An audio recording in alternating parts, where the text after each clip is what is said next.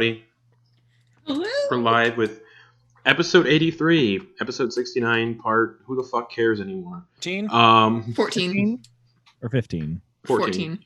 No, wait, no, I think he's right. I think it's 15. Nope, 14. No, it's 14. No, because 69 is 69 part 1, and then 70 is 69 part 2.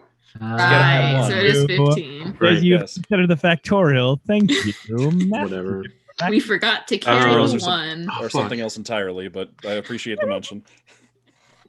I know. We might be here next Wednesday. Who knows? Because American Thanksgiving. I forgot to go over that before we went live. Oh, right. But American Thanksgiving is the Thursday, not the Wednesday.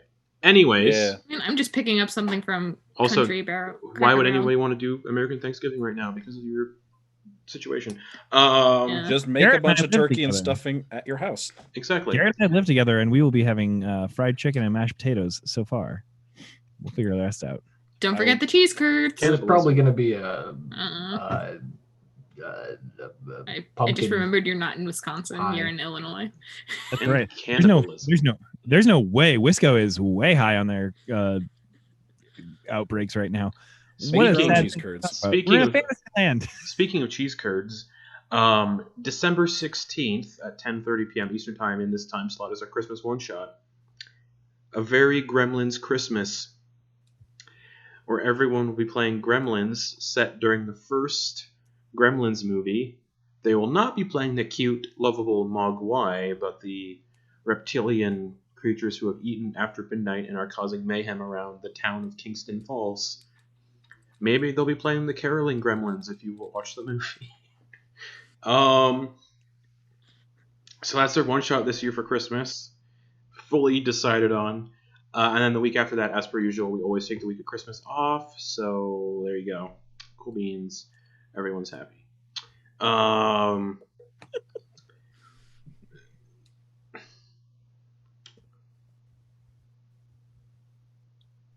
What? I think that's it. Unless anybody else wants to talk about anything.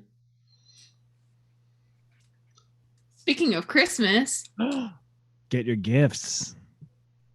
I will be putting more holiday-themed things up on my Etsy store. So keep checking it out. And there might be a Black Friday sale. Oh. Is that maybe is that a dragon? It is a dragon. He's got wings. Oh, that's his butt. Yes, but this is Spike the dragon. Is he a bad dragon? No, he's a very good boy. He is the goodest boy. No one reacted to my joke, and I'm very Sorry. I'm still reacting to it. Yeah. This is just the face of disappointment. Yeah. Wait, did you say, is he a bad boy? And that was the The joke. bad dragon. bad dragon. You know the. Just Google it. Just Google Anyway. it. Just Google Yeah. it. Google it. Just Google it. Oh. Yeah. I'll Google But it this- on my phone. I'll find out what bad dragon means. Do it live so everyone gets your reaction. Also, We'll wait. yes, check all that out. What's the URL, Kate? It is etsy.com/shop/Kate Craft Studio US. And you can see those crafts in tomorrow night's stream as well as Yeah. Hodge, the little shark. I made Haj. There he is. You can buy something that's already listed, or you can contact me to get something commissioned. I will do just about anything to make money. Everybody's Capitalism. in Haj. Hugs for Caleb looked everyone. it up. There it is. There it is. So yes. Also, speaking of Sam giving me looks of disappointment, this Sunday, hopefully, Yeah, we're back with Soldiers of the Lich Queen at 5:15 p.m. Eastern Time. Woo. Back from our season finale in August. So Yeah. Did you say that every week, Justin? yeah. But this time he means it. This time I mean it because everything should be situated now.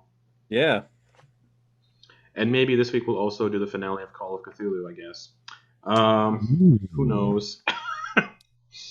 Scheduling.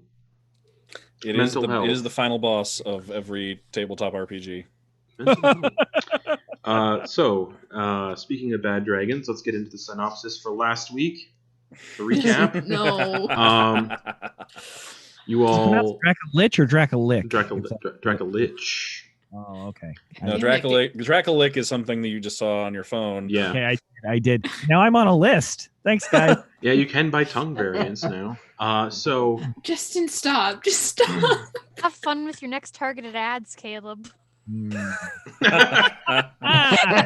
is that what you said? Make sure to Google it on your phone. Targeted ad, the gift that keeps on giving. quite literally.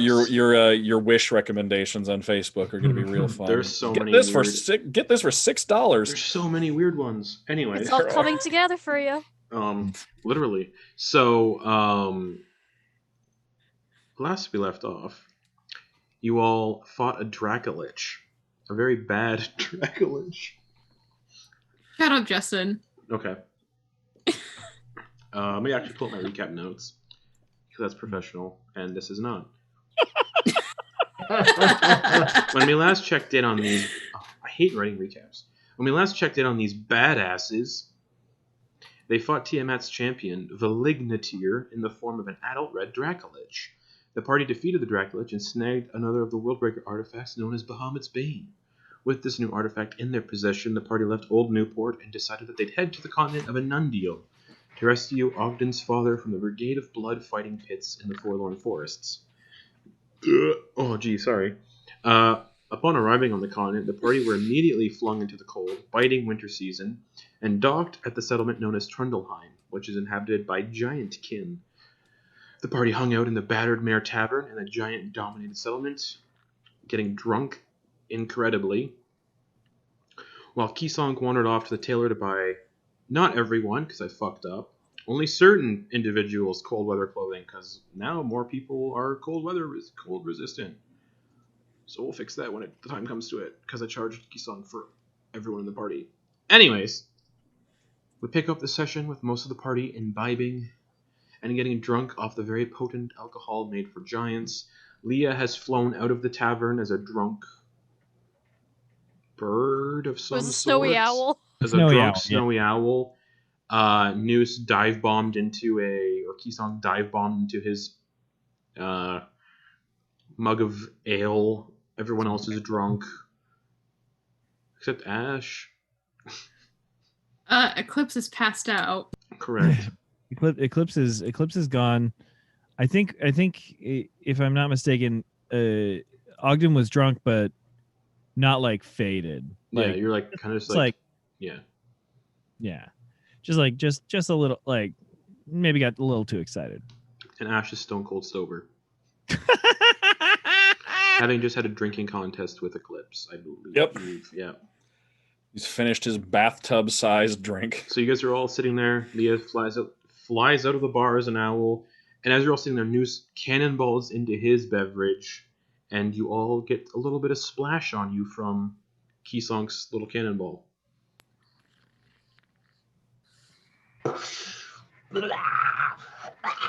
Ash, Yeah.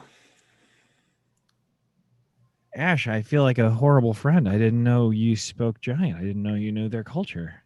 Oh yeah. Well, so when I was when I was younger and being educated, my father said that I needed to study other cultures, and I was kind of a bit of a rebellious child. So, sort of as a joke, when I was like 13 years old, I said like, "Oh, sure, I'll study giants." And actually ended up being very interesting, and I really appreciated the decision because they have a very interesting culture, and the language actually was pretty easy to learn, especially with just kind of like how my family talks already, like the accent, not like just their manner of speech. I cannot believe that we have such a similar story. I am gobsmacked.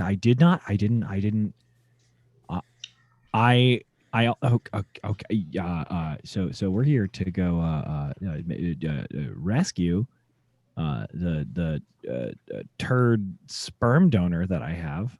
Mm-hmm. But I don't know if you know this. We have an awakening ceremony on the elf side of my culture, and he was awakened as a giant slayer. So all his memories absolutely hate giant culture. And I didn't know. I thought I knew there was something about giants when I was young, and I started studying giant culture to try and impress him, and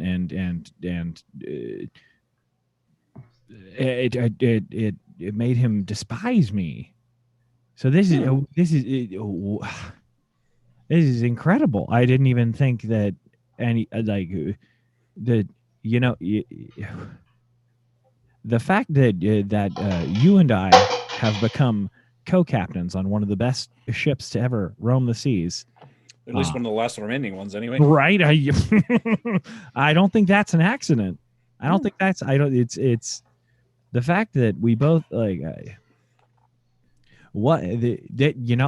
say that the world is large and wide.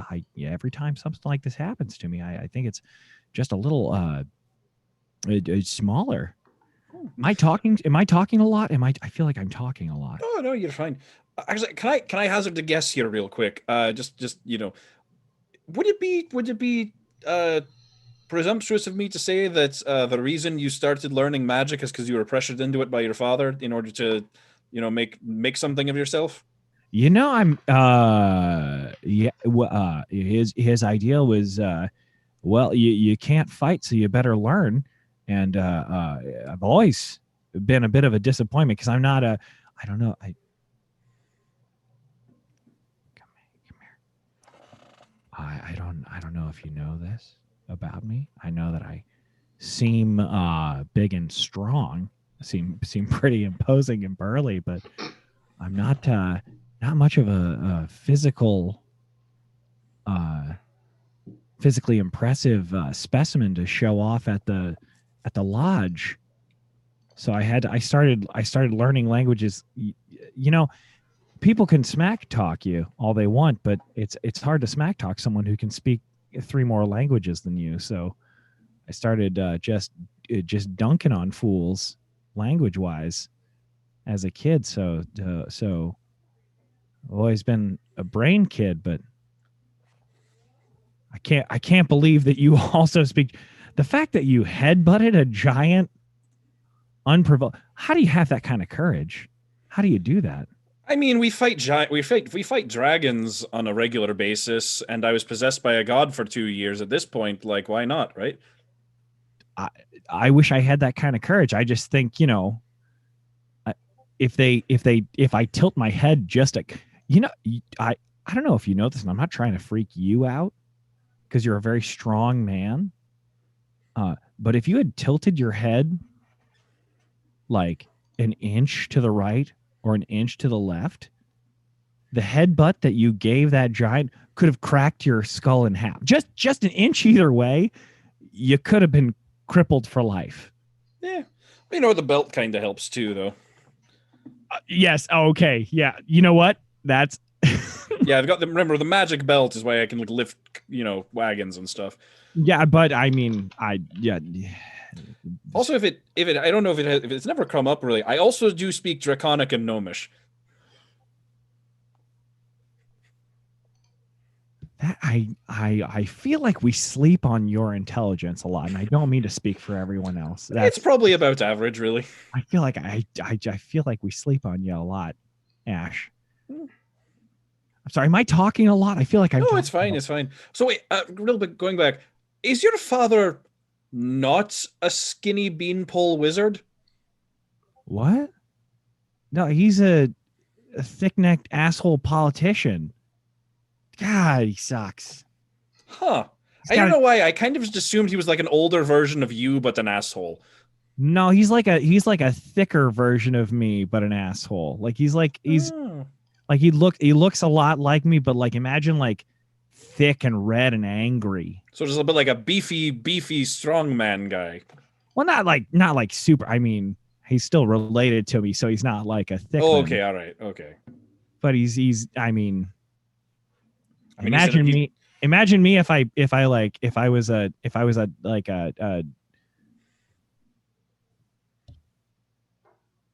I won't make real world references.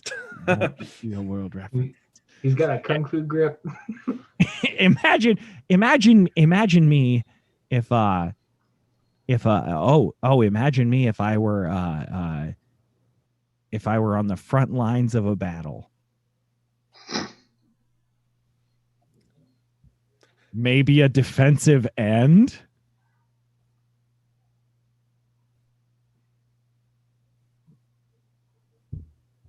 So just like your father's been surviving for an extended periods of time in a death arena.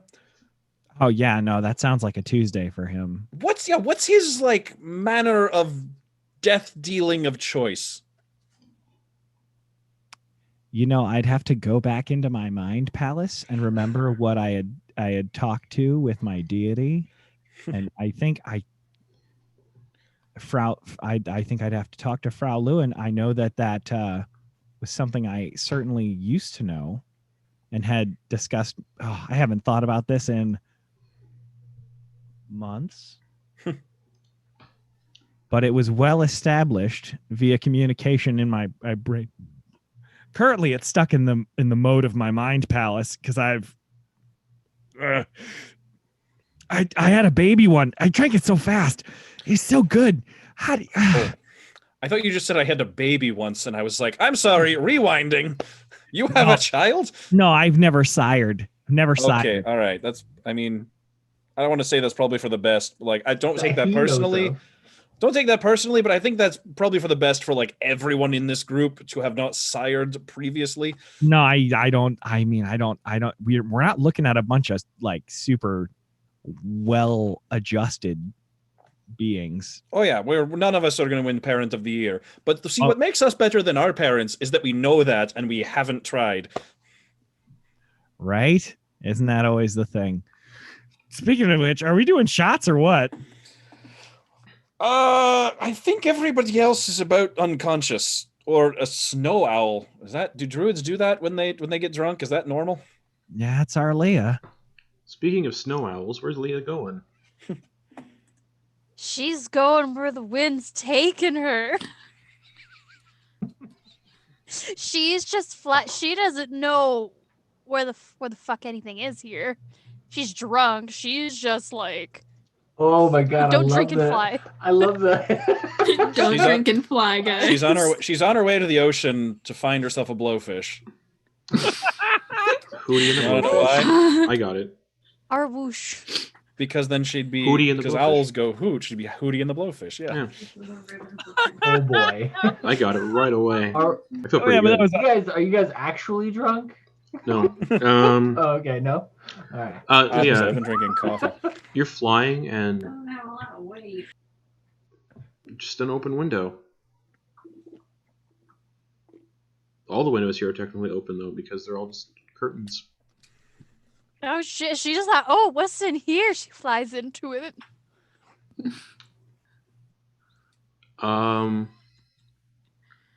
Here.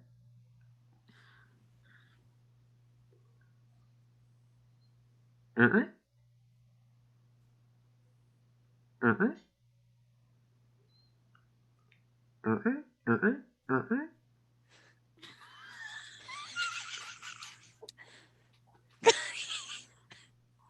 Leah's just like, I don't see any plants or anything here or fungi. So she's just gonna go out the window and keep going in the night.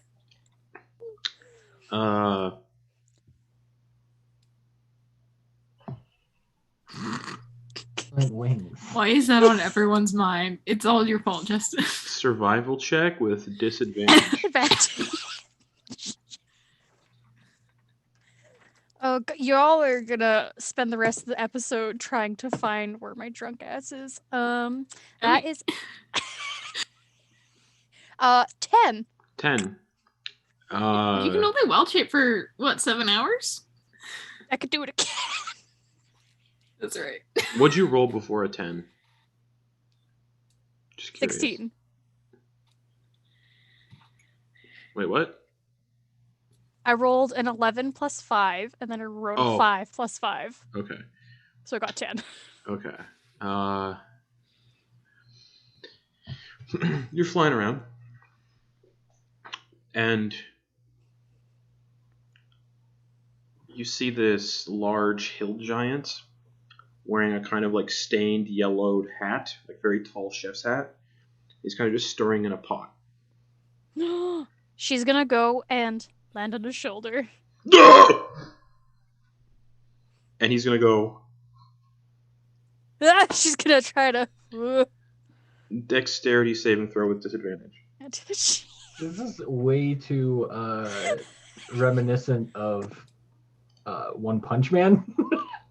And that thing is just like, boosh! 10. 10? Yeah, he hits you with his fist. Just, what was that? I imagine she's just like, oh shit, we fucking going.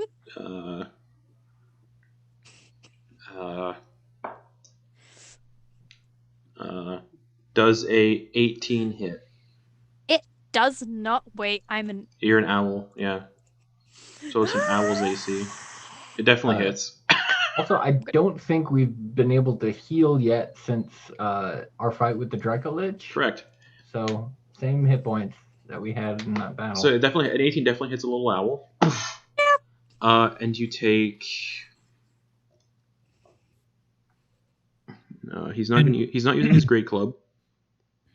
But an owl can fly away without inviting an opportunity attack, correct? Of course, but she landed on his shoulder. Oh, she did. That's my bad. I was just like, ooh, what's cooking? That's when you have to pay attention. That's where they get you guys. Always pay attention. You take 8 points of bludgeoning damage. I am no longer an owl. So you like a prone like halfling on his shoulder. He's like, ooh, ooh, ooh.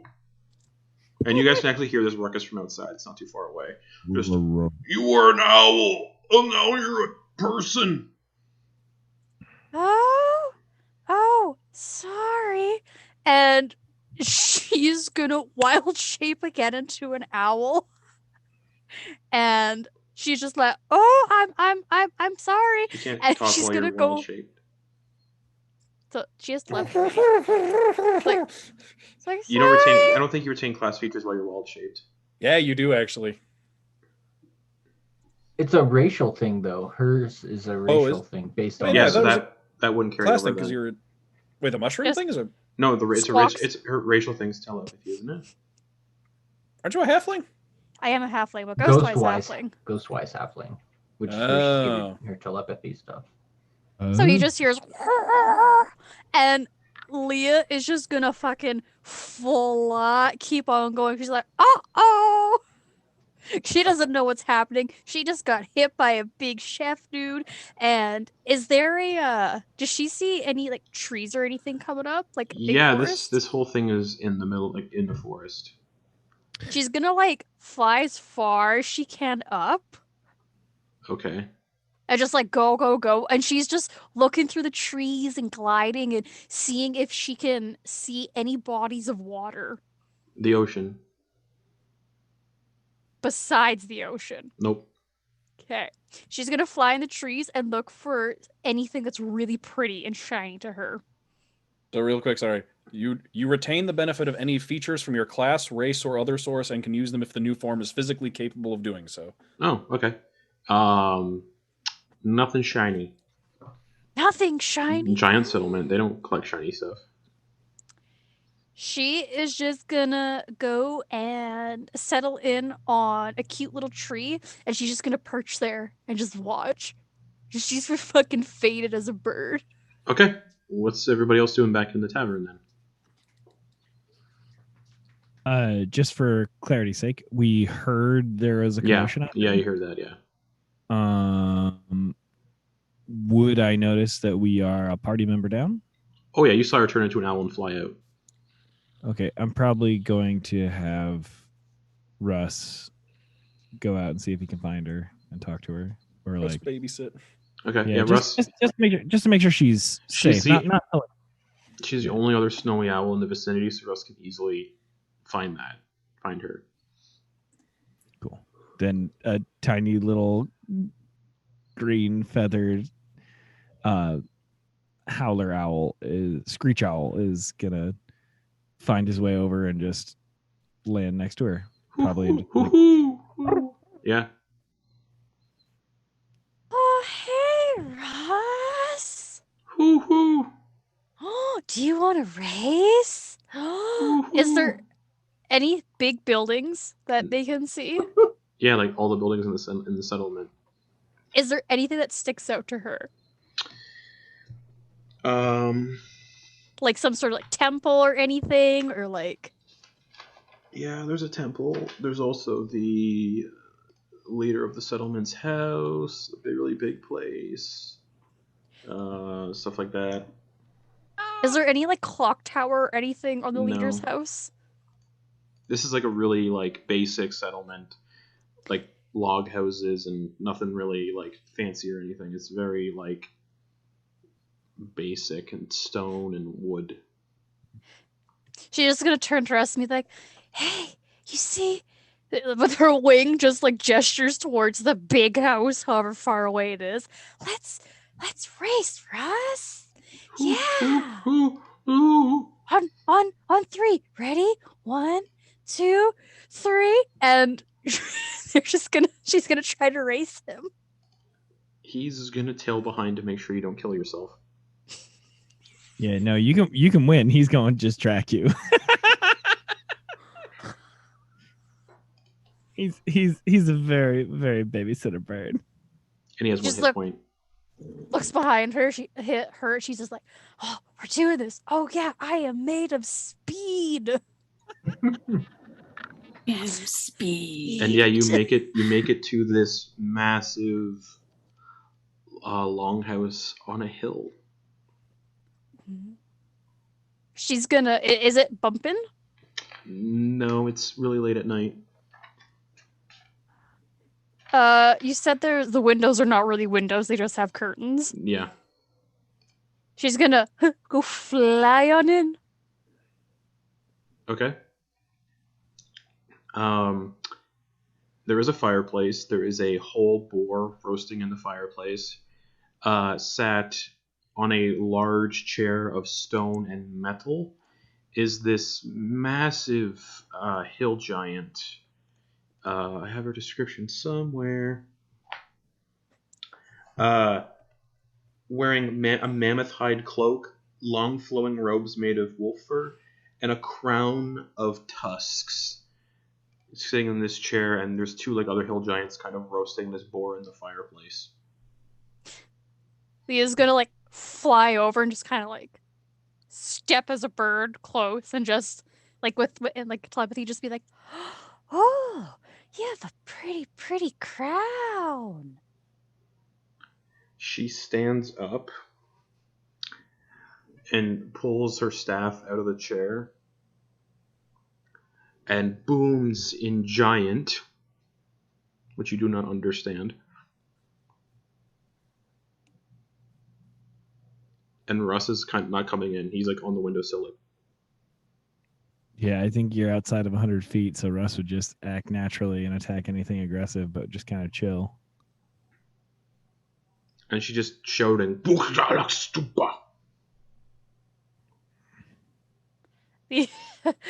just like owl head, just. And then she looks around and changes to common and says, "What are you doing in my home, intruder? People don't come in here unless they have business." Oh, I'm sorry. I got turned around. An owl that can speak, you are no owl, then. No, I'm not. Leave my home, go back to where you came from, or I will put you in the hangman's noose. Did he think she was an owl and called an owl an intruder?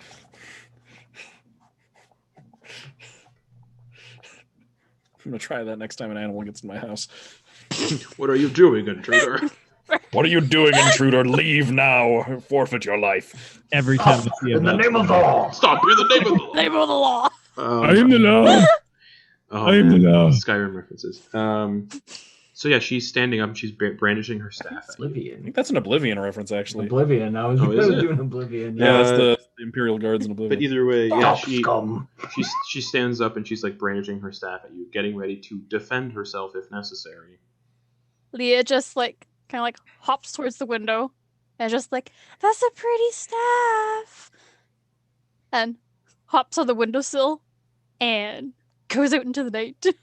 Okay. Yes, you all do hear the commotion of the giant screaming, "Owl, you were an owl, now you are a person." Ash and Ogden Boon look at each other. You heard of that, right?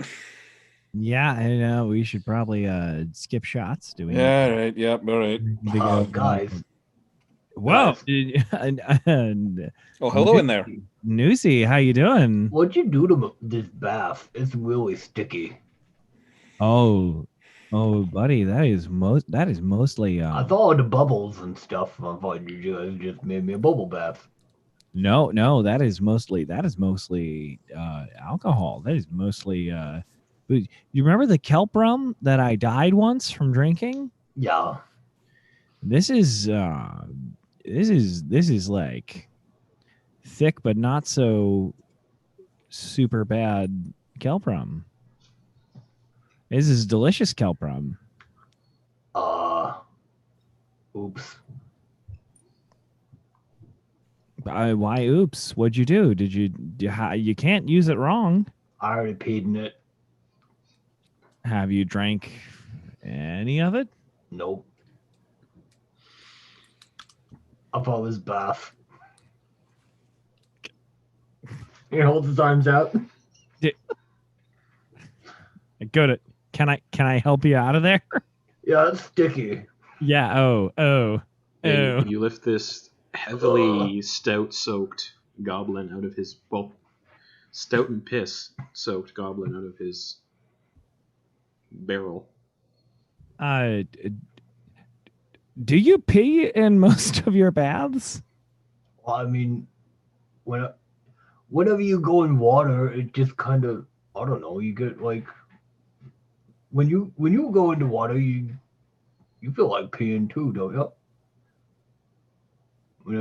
Every time I go into water, I kind of pee a little at least. Huh, so do I! And the giant slams his fist on the table. We got a dongler for a reason. Piss where you like it, I say. Sometimes my wife likes it when I... Anyways. Oh, no. This is open intimacy. Yeah, that's why I'm here. I drink so much. Gotta fill it up. Giant culture. Open intimacy. If you ever want to, have a good time. If I ever want to have a good time, I live just down the road. Did someone say shots? I want a shot. We should probably go. Leah might be dying right now. We should hurry. Remember that? Who's Leah? Here's sweetness. Here's some hardtack. This is just some thick dry bread for you to chew on for a second. Sweetness. Just chew on that for a minute. Let's go see if we can find our friend. Let's just take a step outside. We'll get some air. Let's get some air. Oh, yep, come on. Yep. How did we end up as the responsible ones here? I don't know. I got the baby drink. It's too hard to chew. You just keep sucking on it, sweetness. Okay. Wait till it's moist with the you just gotta keep. As you're kind of there, there's a pecking on a window. Like a peck, and there's Icarus pecking on the window. If you go to the window, and Icarus kind of flutters in and goes, because that's only Ogden understand. Oh, hey brother, Leah, she's an owl. She flew into the leader of the settlement's house, kind of unprovoked. Decided to telepathically speak to the leader. Leader got kind of freaked out, thinking she was under attack.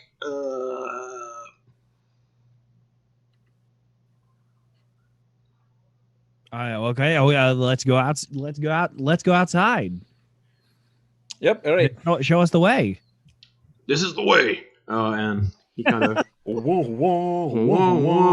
he kind of flies out that window again. And if you follow Icarus, you can see a snowy owl flying down the street very terribly. Kind of it's not as graceful as she thinks. It's kind of nearly falling and hitting things. And chasing the owl are two hill giants in plate armor holding massive spears going, "The intruder, get it!"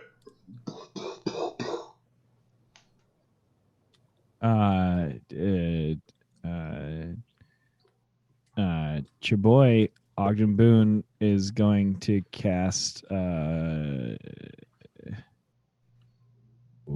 no, I can't even do that. I don't have that spell slot anymore. Shit. Hey guys, she's drunk. She's our friend, a druid. Oh, okay. And as he's running, he puts a spear on his back, grabs a big net that he has on his side, and just hucks it at the owl. Yeah. Natural 20. The owl just gets scooped up in a net, and he starts pulling the net close with this tiny, like, flailing little snowy owl in it. And then he puts his hand in, grabs the owl, pulls it out, clenching kind of hard on it so it doesn't fly away. This is your owl, right? Yeah, that's Yes. where. She was harassing the leader of our settlement. Where? Is that true?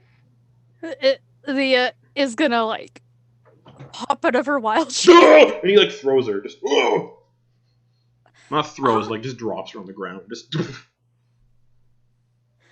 I wasn't harassing. Knew she had a pretty crown. I just said she you had. don't a just pretty fly into crown. people's windows. But it was open. Doesn't mean it's open for guests. I'm sorry. Keep an eye on this one. We're gonna have to put her in the stockades. Mr. Fancy Man, I finished my snack. Okay. Oh, And they just kind of walk away. The giants. oh. That's an excellent prop. The tortilla. Mi torta! Eclipse. Uh-huh. Would you like to have another drink? Mm-hmm. I'll race ya. I'm one of... Okay. Yeah. Hey guys. I raced Russ. I won. Fancy Man, hold my heart check. You watch as the How do you door. think up? You watch as you run, and as you run, you expect the door to open when you run into it, and it does not. It just and you can hear someone locking it from the inside. Just, we're closed. Let's run the other way. The other way? There's a wall here. And I'm gonna like pat the door, and I'm gonna turn around and run down the street again. Like Captain Jack Sparrow. Tabaxi swiftness. Yeah. Eclipse is gone. Yeah. Well, this is getting out of hand. We I should can imagine I don't get very far. You don't get far at all. You run into something. Like you trip over some like boxes and kind of tumble into some like I just crates lay and stuff. still. Yeah. In the pile. Does Leah see that chef still? Yeah, he's nearby. Leah's gonna like awkwardly like walk up there, be like, "I'm sorry, I scared you earlier." It's fine. You shouldn't land on people without consent. I'm sorry. Here, take this. And she's gonna go in her bag, and she's going to try and pull out. She won a bottle of rum from that the spirit bottle wine from Mm-hmm. the carnival. She's gonna like try to pull it out, but she 100% is not, and she just is kind of like, I can't find it in my bag. Okay. Wait, do you like to drink? Yes. I have something here that I think you'll really like. You promise you'll try it? No. I don't know We can you. try-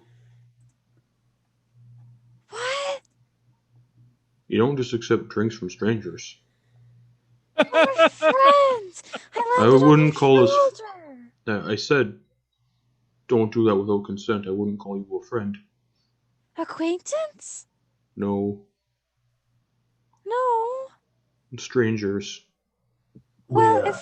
if we do the headbutt like my friend did, will we be friends? Sort of. Let's do the headbutt. Okay. He stands up, undrunk, and just brings his head down at you. Athletics check with disadvantage.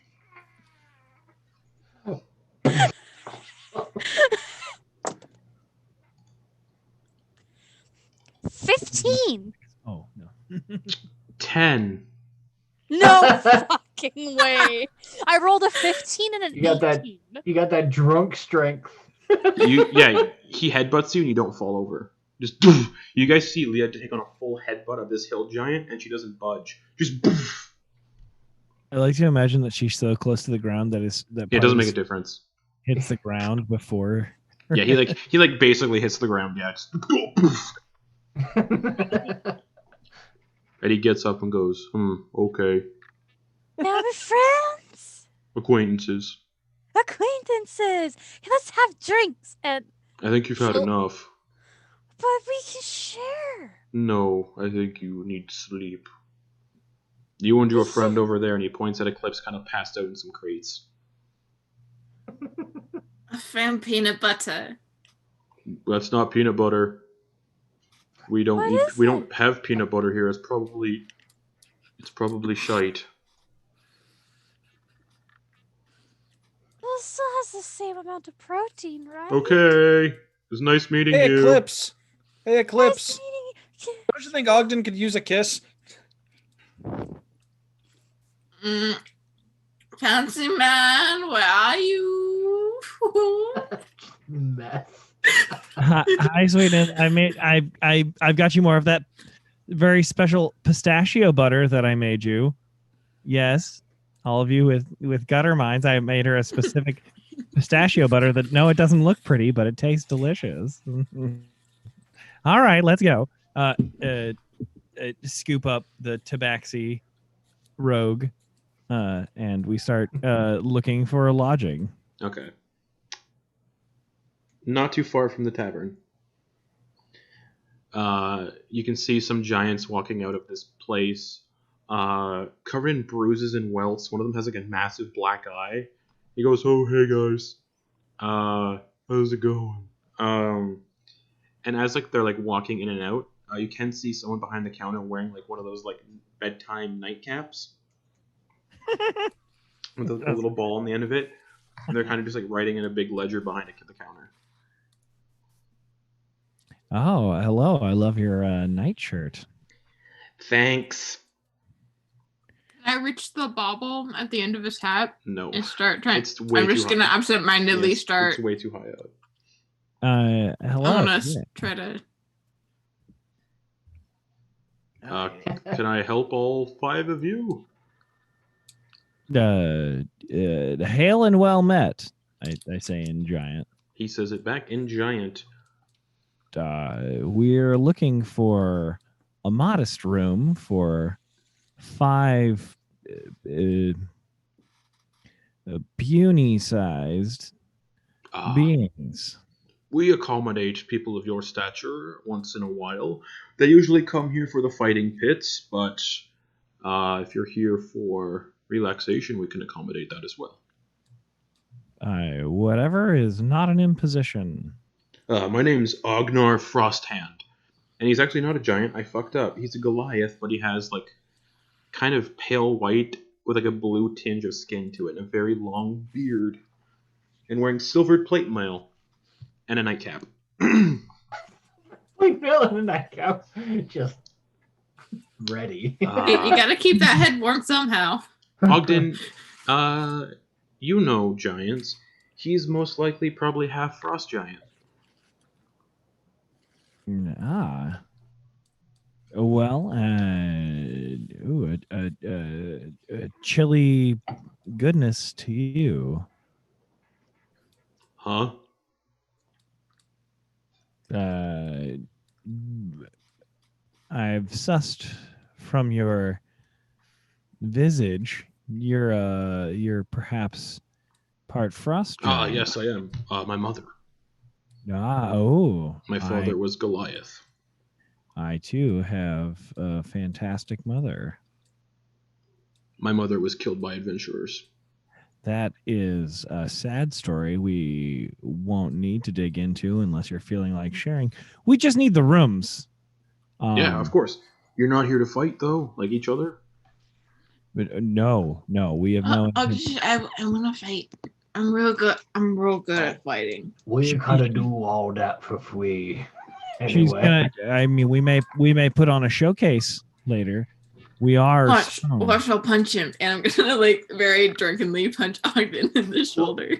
We're actually looking for another person that looks a little bit like this guy, and he points to Ogden.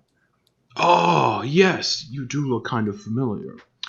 Are you perhaps related to... Motherfucker, pull up all my notes here. He doesn't know your dad's name 100%, but... Are you referencing Latimer? No, I don't know who that is. Are you perchance related to the Queen's political advisor? He is an elf like yourself. You do kind of have the same features. Latimer. I'm gonna pat Ogden's cheek. Again, I don't know his name. It's a recent title. He hasn't been the political advisor for super long. But you do look similar to him. I imagine we have a similar stink face. Yes. Ogden's got the best stink face. I haven't seen him.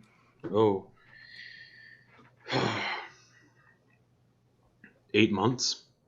Longer. 8 months. A 8 year, months. Actually, 2. It's been a while. Year. 2 years. 2 whole years. Wow. It was the last time he was coming through this way. He was doing a job for the Queen. So he says. He was investigating something. Do you know where he went? What direction? He was going with a group of individuals to the Forlorn Forests to the south. Thank you for your information. And I give him a gold coin and in kind of a, is this enough? For a room or... I thank you for the information. Oh, how much free of charge. It's the information is free. You don't need to pay me. He's your father or relative. He's still my friend Ogden is still getting used to like currency. Yes, if you are your father's son, I do know the political advisor does hail from Silgar, so. Are you from Silgar? Yes, I am. Well, that settles it. Then it is that I do. Yes, ha. Yes, there are only 2 of us. Jokes are fun. But we would require a room for 5 smallish, lesser beings than you. Oh, Mr. I wouldn't call you lesser. No one is. No, there is no such thing as a lesser being. It's so progressive. I was really trying to. My books are old. The text I read. But our rooms are, again, giant size. But we do have rooms that are giant size that are accommodated for individuals like yourself. So beds you'll be used to. Do we get to share a big bed? That sounds really fun. Not without consent. Slumber party! No. Slumber party! No. We do this on the ship every night. The rooms that are your size have beds that'll fit one of you each. Oh, so not one big bed. No. Oh. Lame. Anybody who's into it, we can just shove them together if you want. How much for the rooms tonight, sir? It's just a gold piece. Again, we don't get many people here that sleep here. Most of them come here for the fights in the basement. But in this current establishment's basement, there are fights. Yeah, didn't you see the giants walk out with the black eye? Well, I mean, I never try and judge anyone's situation. If they've got a black eye, that's their business. But it's all unarmed fighting and whatnot. But you don't fight. You only fight people that want to fight you. Kind of I hop in the pit. Oh, I want to fight them. That kind of stuff. Ogden puts Eclipse down next to a very lively looking lamp, trusting that she'll be distracted for at least 2 seconds. But this gold piece here will pay for the room if you'd like it. Do you make sure that everyone is of sound mind before they get into a battle? No. Okay. Just kind of, you want to fight drunk, you fight drunk. Well, I'd like to put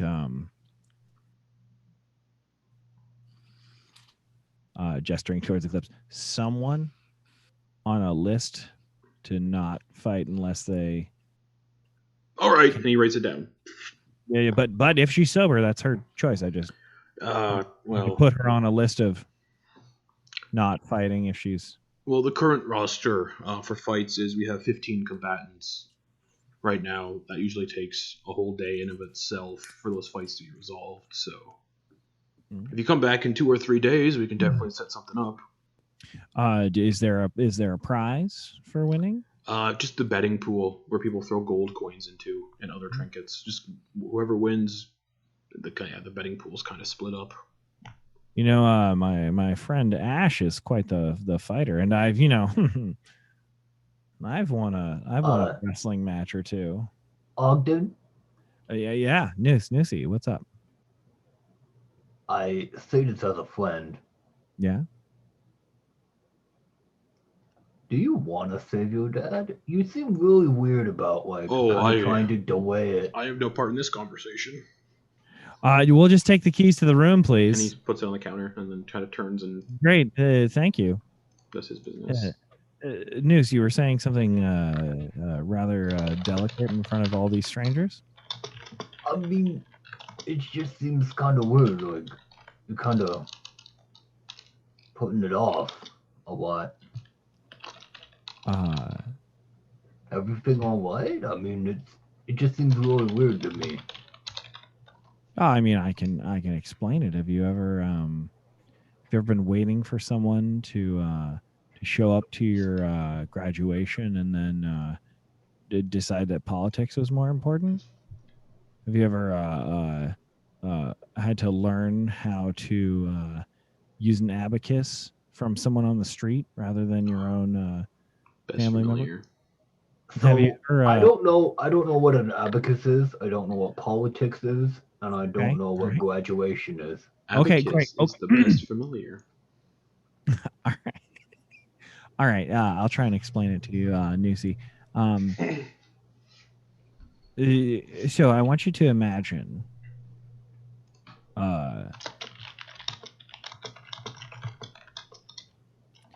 Imagine if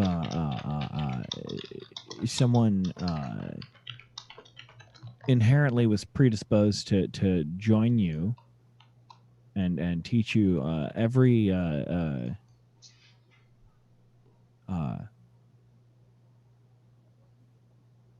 scavenging technique you've ever learned, like the person who taught you the song, and scrape the bone, trim the fat, eat the meat.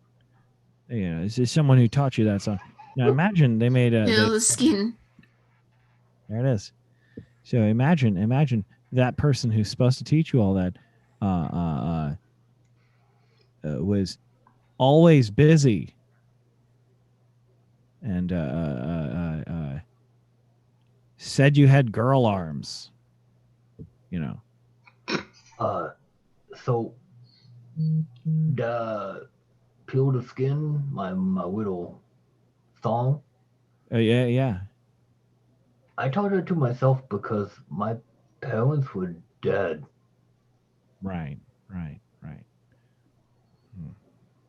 It's a tough nut to crack. Imagine if every time you and I wanted to have an intimate conversation like this, I farted in your open mouth. Oh, that sounds awful. Like, I mean, it just seems really weird. Like, what kind of weird person would do that?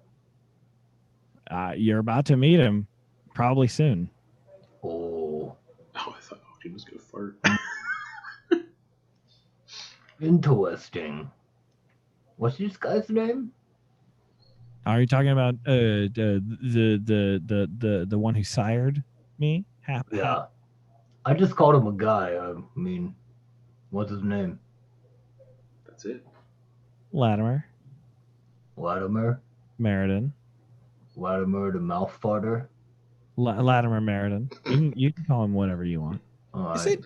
it? I mean, I think I understand a little bit more about your father now. You said he was a thick-necked asshole. Yeah. He's a here's the thing. I feel like you guys are like you're imagining like you know what, you guys you stare. I get it. You stare at me and you think, oh, how could someone so handsome be effective in a fighting pit? I get it. How could someone be so effective in a fighting pit when they're so handsome? But here's the thing. I want you to imagine me, but with just thick rage all the time, just red veins. All right, no, I was just, I think it just everything you've told me now suddenly makes sense. He's trying to overcompensate for having been given the name Latimer. You know what? It's not a family name. I'll be honest about that. It's not a family name. Like, I would probably be an asshole too if someone named me Latimer. Well, Laddie's not a horrible nickname though. It sounds like laddie, which, like, in my affected accent is a condescending term. Oh yeah. No, I could see that. Yeah, definitely. Should I call you Al or maybe Dan? How about How about laddie? This is all gold. Sid, I want you all to keep using this, please. Yeah, he seems like fart mouth to me. So Yeah, he's a little toot tooth. yeah, toot tooth, toofy toot. Yeah. Well, shall we proceed to the Oh yeah, we're at the doors right now. You got the key? Oh yeah, right. That's Yeah, it's definitely a room sized for giants. Oh. But the beds are everything else, like the furniture, is all human sized. There is a full moose skinned and places a rug on the floor. Its antlers are right above the door, where candles actually sit on the points of the antlers and are currently lit. There is a big circular window that is not closed because of this settlement. So it's kind of, but the curtains are so thick that they're actually not, like, they're preventing the wind from kind of getting into the room. The curtains themselves look like they're made of like a mixture of like bear hide and moose hide, maybe mammoth a bit. And the frames of each of the beds, because all the beds are in the same room, kind of similar to like a hostel situation. And on each of the beds are framed with like tusks and antlers and bone, and then the bed itself is covered in very thick wolf hide for like sheets. And there's like a fireplace in the corner that's currently unlit. Ogden goes to light the fire, just to get cozy. Eclipse is gonna go straight to a bed and lie face down. I got On the the bed. moose. I got the moose. And he like jumps on the moose rug thing, kind of rolls up on it. Okay, it's not an animated rug of smothering, so it's just a normal rug. It's very warm and like thick fur, thick hide, because meeses like to be in the water. So comfy. It's that waterproof fur. Yeah. Is there room for me? He rolls. Yeah, You're just gonna like it's for another person. Yeah, there's definitely room. You guys face are small. just And, like yeah. Leah passes rolls out. up in a burrito. Leah passes out instantly. Just she just like snuggles on him like yes, yeah. good Leah and night. Eclipse are so drunk, it's like instant, like passed out. It's a halfling goblin burrito. Heart. Ogden goes to throw those two on a bed, just so they're not in this. Like a rug. Just You scoop up this like moose hide burrito and just place it in bed. Yeah, just in a bed, just so they're not like, so they don't wake up with that sore back. Where? Roll into the fireplace. That's true. Where? You smell like mushrooms and dead stuff. Oh, thanks, Noose. You're welcome. You smell like materials. That's right. And piss. And beer. I imagine the beer smells a bit more. Oh, well, probably not if you pissed into it. Well, if it's Oh, a bathtub, I don't know. That's fair. It's significantly diluted. Yeah, Potent excellent. is Ratios are probably not. It's probably about 90-10. Like, Yeah. If that. Like, if come you on. pissed in the tub, you probably wouldn't smell like piss when you got out. Like, maybe a little, but not a lot. Something that left out of Tasha's cauldron of everything. How potent is goblin piss? If a goblin Piss pisses in a rules. tub and no one is around to see it, can you still smell it when they get out? Here's the Yes, thing. It just sinks to the bottom. if you pissed in a tub, wouldn't you want to shower afterwards? I But, like, mean, But like, if Yeah. it's in a tub-sized thing of Guinness-like alcohol, you think the Guinness would be denser, and so so would the piss just float to the top? This is the best game ever. Speaking, Everyone can agree Although- that this is the best game ever because these are the kind of conversations you have when playing the best game ever. Especially because, although the only thing is, piss and Guinness are not like oil and water. They are, in fact, both Water-based? polar compounds, which means that they would in fact mix. So it wouldn't just like float to the top. They would Oh, form right. solution together. speaking of I didn't take chemistry, Sam. I don't know what the fuck you're talking about. speaking of polar, it's cold here. Does everybody lay their weary heads down to rest? oh, Did I hear something before about there being a fighting pit downstairs or something? Yeah, I was gonna see what Ash was up to. What he was fucking with. Ash is half cocked, I imagine, drinking a whole big thing of Yeah, beer. no, he's- like, Yeah. By the way, he's been walking around like sloshing everywhere because like he just expanded his body in order to accommodate. It's all just water weight at this point. Yeah. It's not even boozy. Actually, as we've been walking around town, Ash has been like stopping in alleys every 5 minutes to go pee. Just now gradually been changeling deflating. pee. How does that mix into the? It can change colors Just cubes. and texture and thickness. It's and- colors.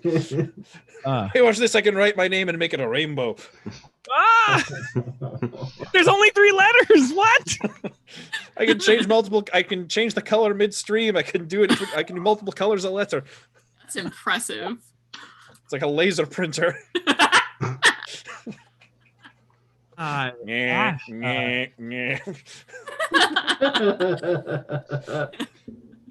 Ash. So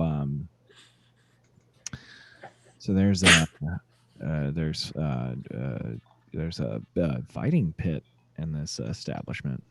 Mm-hmm. I wanted to let you know that the last information that I got was that my pops was fighting in a pit, and I wanted to see if you wanted to go tussle and see if we can get a lead. Sure. Have we had a short rest at any point? I'll say the bar counted as a short rest Okay. I'm out of fight dice. for everyone but Leah because she was flying around and doing vigorous activity. And drunk as fuck. So I've already taken a short rest today. But Ogden, you would remember that they said there were no fights available until like 2 to 3 days later. Okay. Oh, Thank okay. I did remember that as a human, as a character. I was like, oh. Yeah. So in a couple of days, maybe we can come back and do this. But I just wanted to let you know we may be end up having to fight our way into some sort of situation, and I wanted to let you know I had a really hard time when you came back. Had a really hard time squaring our separation at first, because it was another in a long line of what I assumed. And again, I apologize for holding this grudge for so long. I assumed it was another male figure betrayal and just a rash of them in my history.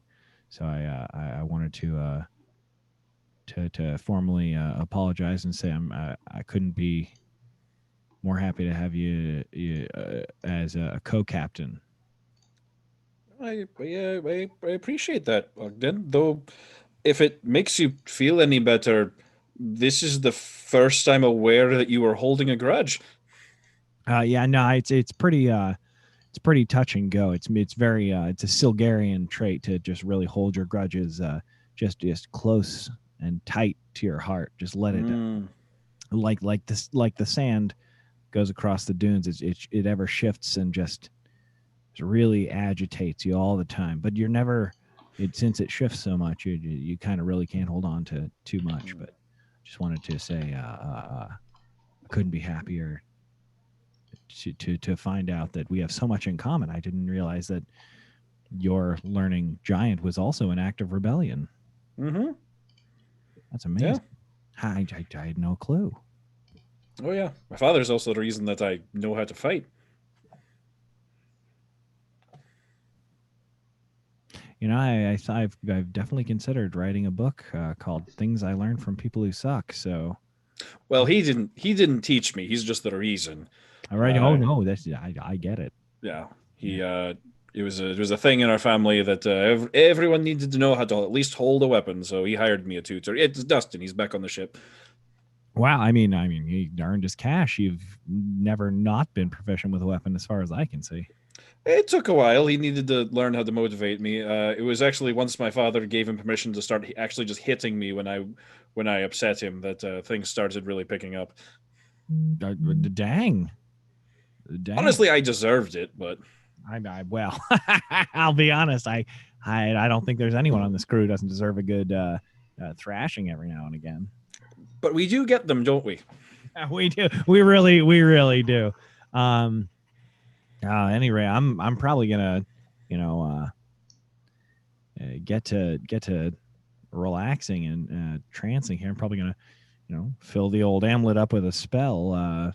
But yeah, you should probably lay down. We fought an undead dragon today. Was that today? Yeah, I feel like everyone's been kind of pushing me to go, save my dad. But if I go in there, if you guys want to hobble me before I go in there, sure, let's take a sledgehammer to my ankles. But I might just, try and get some sleep, go in fully rest, limber up maybe before we go in, so that, we don't come in. I've heard something about a purple worm, so that sounds like a full-on nightmare. Oh yeah. I'm gonna probably put a spell into my amulet, maybe trance out, I don't know, maybe read a little bit of a book. I don't know, who knows? Oh, yeah, right. I'm gonna sleep. That sounds fantastic. Well, I'll be up and around. Mm-hmm. If you need anything, you need a new belt buckle. I don't know. All right. Oh no, I'm good at this one. But thank you. All right. Well, just keep on trucking. Yeah. All right. Well, good night. Good night. Yeah. All right. You all lay down for a long rest. At some point in the middle of the night, I want to turn over and just happenstance my hand flop onto the top of Ogden's head while he's trancing and just say, "You don't need your dad's validation for anything. I think you're pretty cool." And then turn over and take all the sheets with me, all the blankets. Okay. And go back to sleep. Okay. What spell is Ogden putting in the amulet? It's a new spell. I can type it to you if you want. Sure, of course. It's Cobb's Magnificent Corn, isn't it? Oh, God. Here's the thing that upsets me is that there's a finite number of spells I can actually put, and I'm like, I know. I can't justify just throwing this beautiful spell on it. God, I want to so bad, but I'm just like, but you guys need me for other things. I'll don't forget, you also have that blue hide, dragon hide book as well now that has a spell in it. And it doesn't need to be just for clarity's sake while we're live on stream. You only need to have the book in your hand to cast it. You don't need to put it in a spell book or anything. Nope. Straight from the book. Or no, wait, it does need a spell slot, but you cast it straight from the book. The book is the material component. Right. Okay, so. Oh, sorry. I'm also kind of curious. So that So that means like the spells in the book don't count as the spells you've prepared because they're essentially already prepared, or what Correct. do you mean? Okay. This is a special Well, there magic it is. item. It's a spell book. It's another spell book, but the spell book that's already in it is technically already prepared. But it still uses a spell slot to cast it. That's cool. Yes, you can So message. OP. You can. It's a good spell too. You can message me what spell you're putting in your amulet. Yeah, I'll let you know. I'll let you know. Yeah. Okay. So yeah, you you all. justify Cubs Magnificent Corn now that you have a second spell book. You yeah, I think all spells in that book are half cost as well. All spell schools. But you all gain the benefits of a long rest. And as you wake up, Ogden, there's like a little pinging in your brain hole. That makes sense. That's where the most of the pinging happens. It says, "Hello, brother. It's Neola.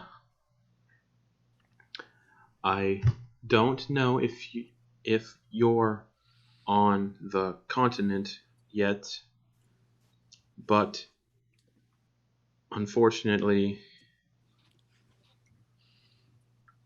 I couldn't wait. Went to father. Got captured too."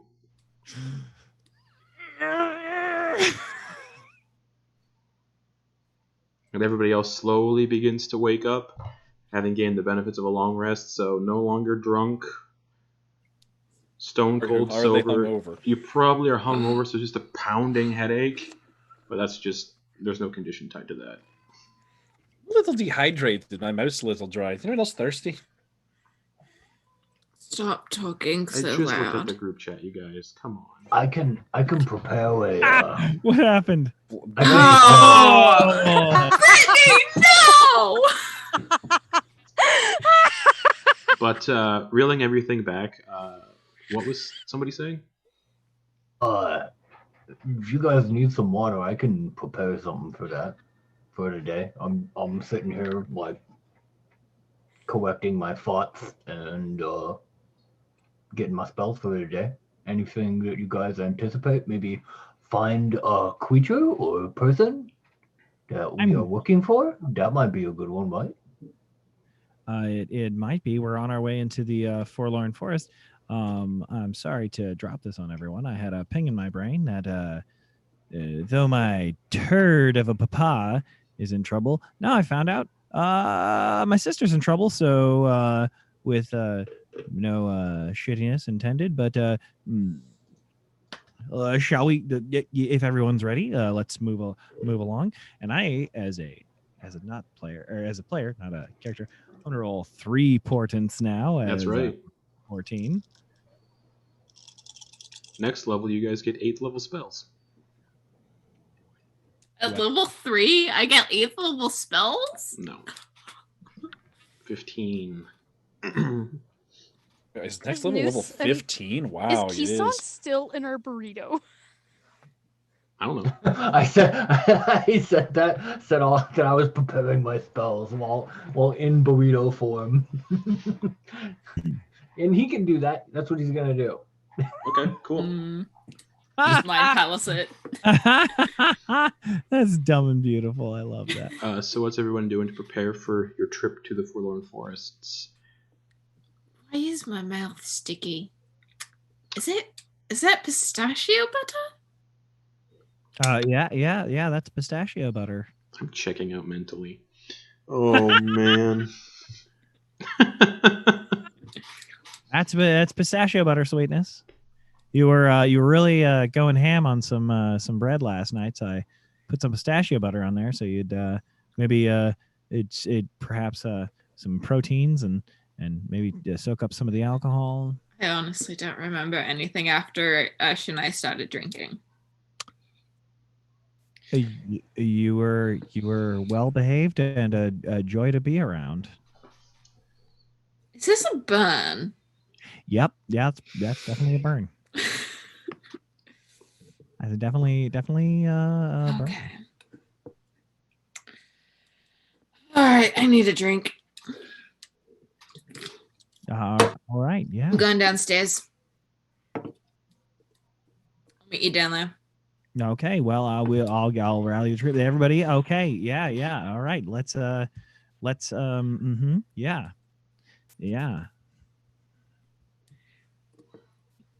I'm gonna order a baby-sized drink. We don't serve alcohol here. This is just the inn. I'm gonna go to the tavern down the street and get a It is baby-sized. currently closed. Oh, come on! It's pretty early in the morning. Don't you have at least a little rum on you somewhere? I think I gave the rest of it to Baxter. Oh, he dead. Oh, Yeah, Everything he had on him is with him where he went. yeah. I think I gave it all to Baxter. the ferocity of generosity. Yeah, he needed it more than I did at the time. Fair. Okay.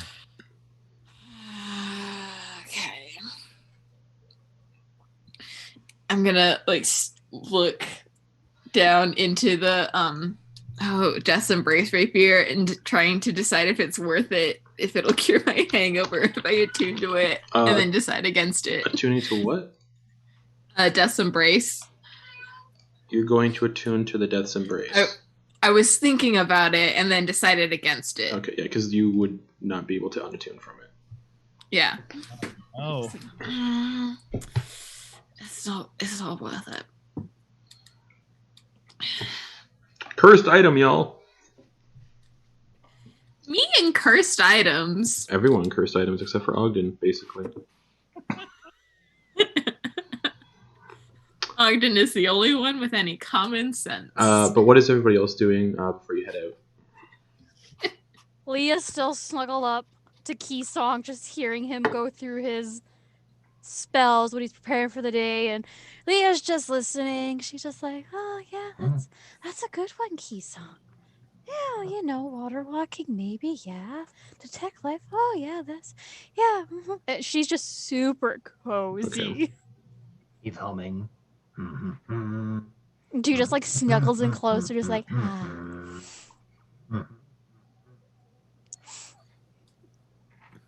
That's it. Okay.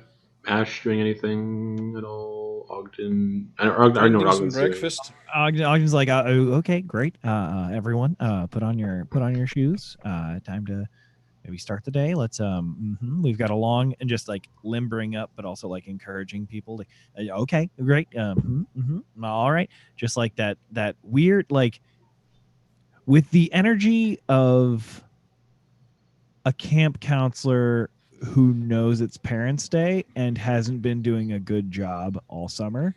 Nice. That kind of urgency. Eclipse walks in with powdered snow all over her face. With everybody, okay, great. Everybody, okay. Now, okay, right. Like like getting up. We're getting up like we've done every day. Great. Okay, everybody, yes. Also, those of you who have magic items that regain charges at the New Dawn, those reset right now as well. So Lore Weaver, and the other magic items that have New Dawn recharges. I think I have to roll for my staff. Yes, and as you guys are like preparing, there's a big like booming knock on the door, and it says, "Oh, your complimentary breakfast is ready." No, compliments. Oh, yeah. Okay, yeah.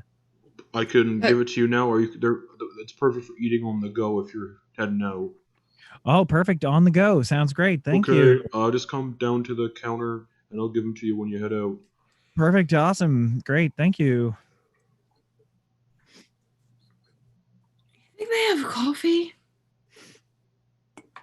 I bet they have some sort of pick me up. Yeah, we'll check on our way down and out. Let's everybody.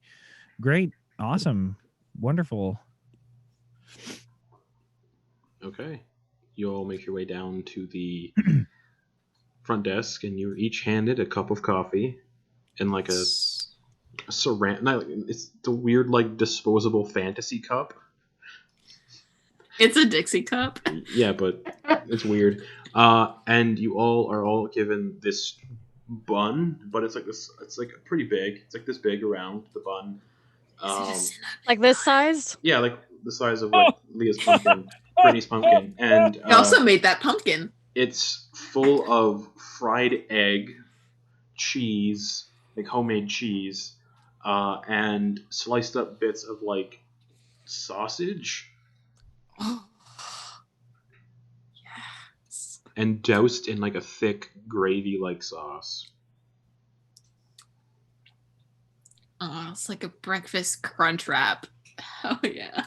That sounds like there's a place here in town that I've been to with Garrett where I got us breakfast buns and it was fucking awesome. And that sounds like what I might be having for breakfast tomorrow now. Ooh, breakfast buns. Breakfast. The sausage tastes incredibly gamey, so it's most likely a wild animal that's been hunted and killed. Noose, it tastes. Yeah, actually, never mind. Nobody knows what it tastes like. No one knows. No one knows what the animal is. But you're standing. You're standing out front of the. I have it here. The Bone Bar Fighting Pits, which is also the inn. Dressed in your winter clothes. Some of you don't need them.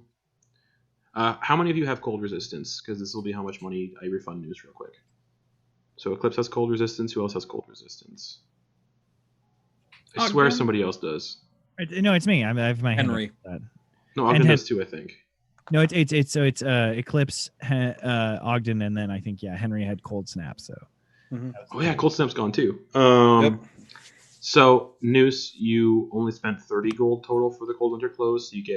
So you just add 20 back. I get 20 back. Okay, yeah. Yep. So those of you who don't have cold resistance now have very big, fluffy parkas with hoods.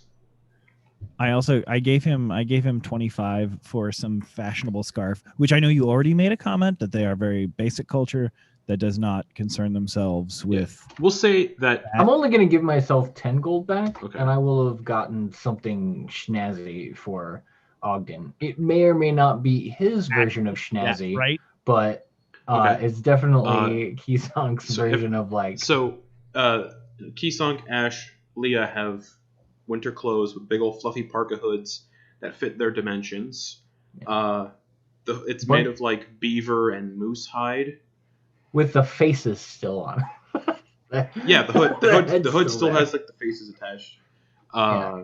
And Ogden, yours comes complete with a very thick, long, like you do a Doctor Who reference, but Fourth Doctor like length scarf, which is like nearly like 12 foot long scarf that is just made of like mink and beaver and wolf hide. It's very thick.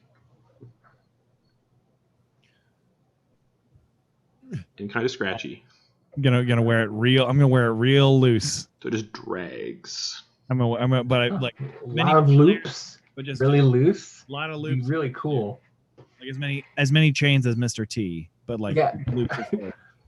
Nice. In my head, I imagine the ring of it actually going a bit like the Meisters from Game of Thrones, how the chains that they wear go like all the way down to here. So like you've got this scarf and it's just like wrapped around a few times, right? Keep painting that word picture. I love it. Is it? I'm When not you mad initially Sure. said it, I was like, that sounded awesome. So, as you all gather your breakfast in your winter clothes, we're going to take a quick break as you set out to the Forlorn Forests. The 30 or so miles it'll take to get there. So we'll be back in a few minutes.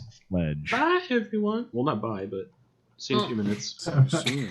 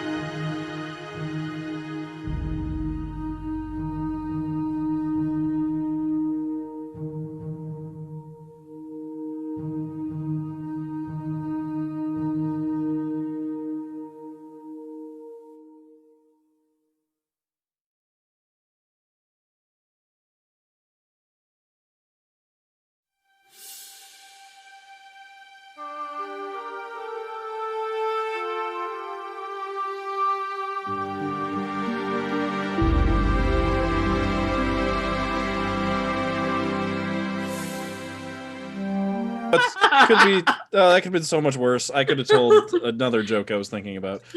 Hi, everybody. We're back. So you all are standing outside of the fighting pit / inn of Trundleheim, the giant kin settlement. 3 of you wearing very puffy coats. Ogden wearing just a massive scarf. Eclipse not needing to wear any winter clothes because of cold resistance.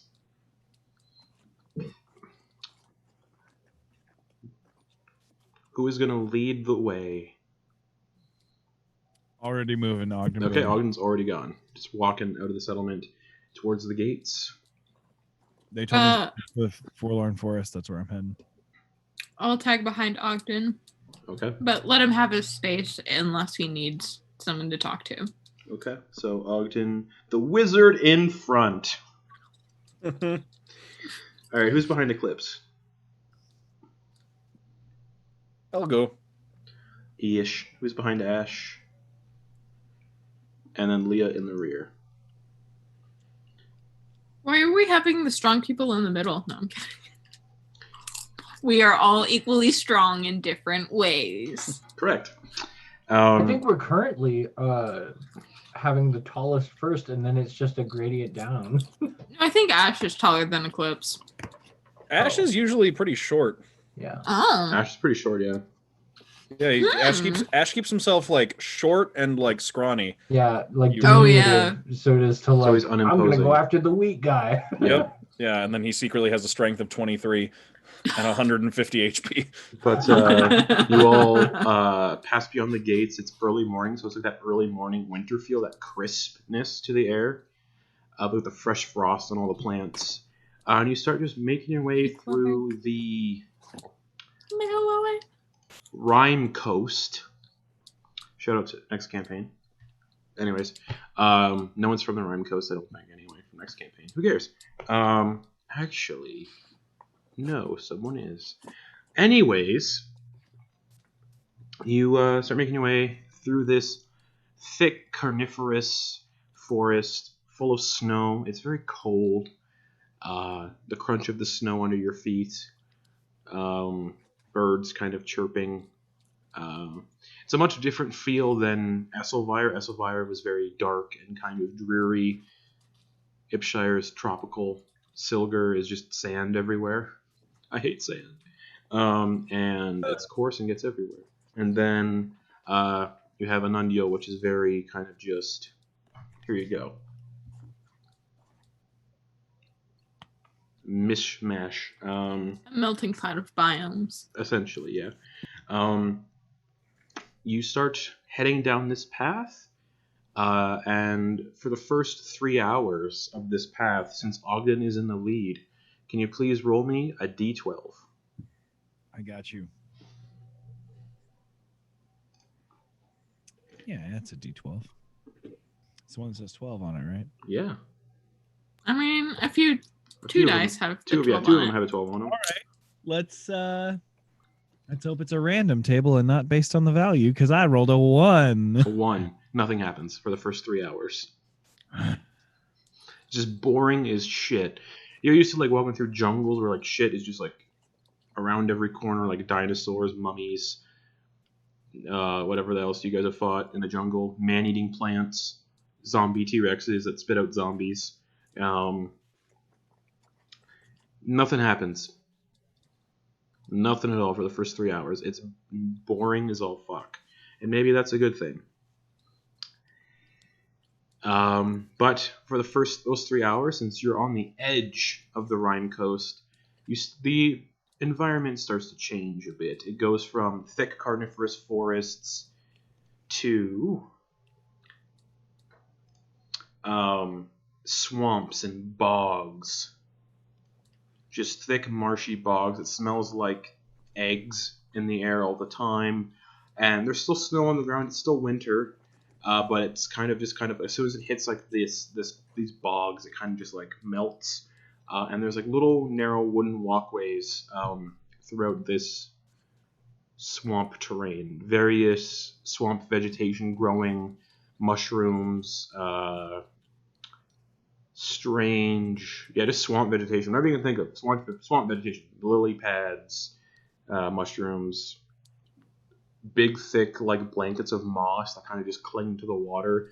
The water is very algae infested, so you probably don't want to swim in it. Probably toxic algae. What do the mushrooms look like? All sorts. Is there any close enough for Leah to like grab? Yeah.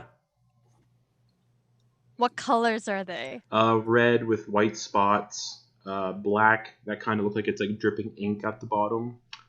Both very real mushrooms in reality. Just a random assortment of mushrooms. Has she seen either of them before? Most likely, they're both Okay. poisonous. Okay, she'll pick one of each Okay. and just put them in her bag. Okay. You can add just a toadstool and an ink drop mushroom, I think is what it's called. Ink cap? Ink cap, that's right.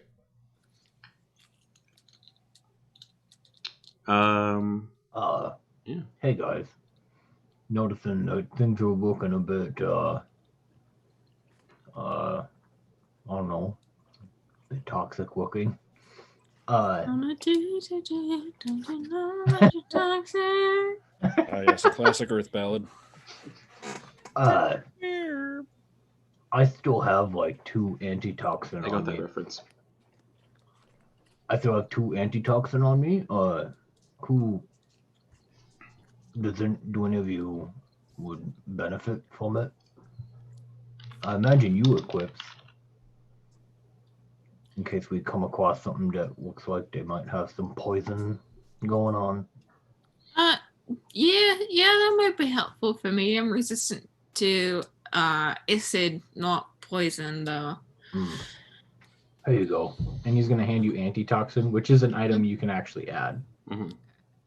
Not managed spells, managed equipment. Man, that's a good episode And- too. Does anybody else need this antitoxin? I've had it for a while, but I haven't had a chance to use it. Ogden, in case we come across something with a poison that will lock your joints. Yeah, no, it sounds very beneficial. Thank you. I'll take it. Yeah. There you go. I think you might be immune to poison now, Ogden. If he is, then I'll pass it to someone else. Never mind, you're not. Yeah, I was gonna say, I don't think it's poison, Necrotic was what I was thinking of. You're resistant to necrotic. and I'm immune to frightened and exhaustion. Yep.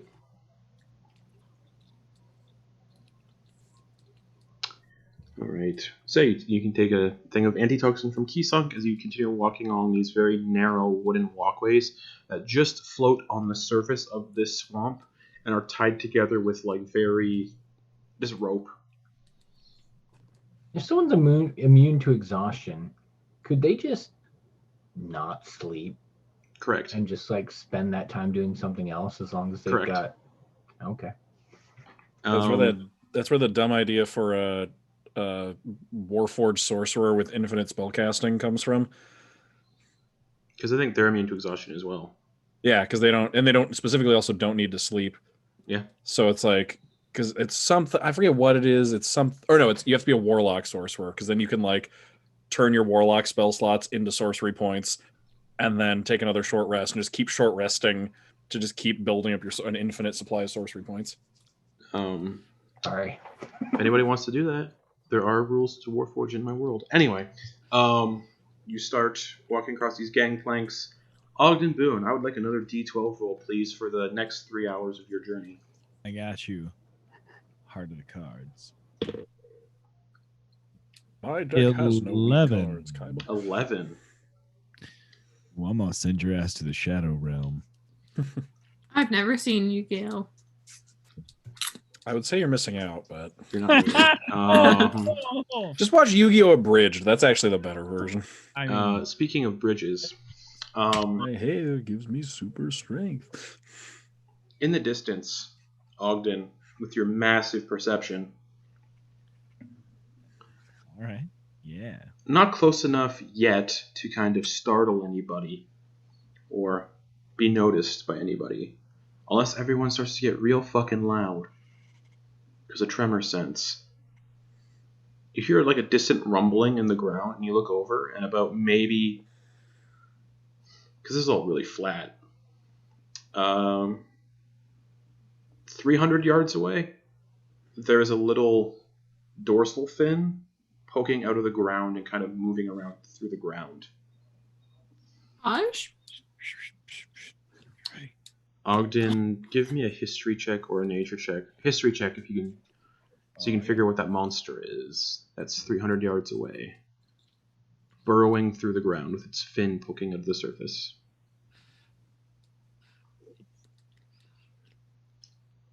DC's real low because there's a decent population of them in Silgar.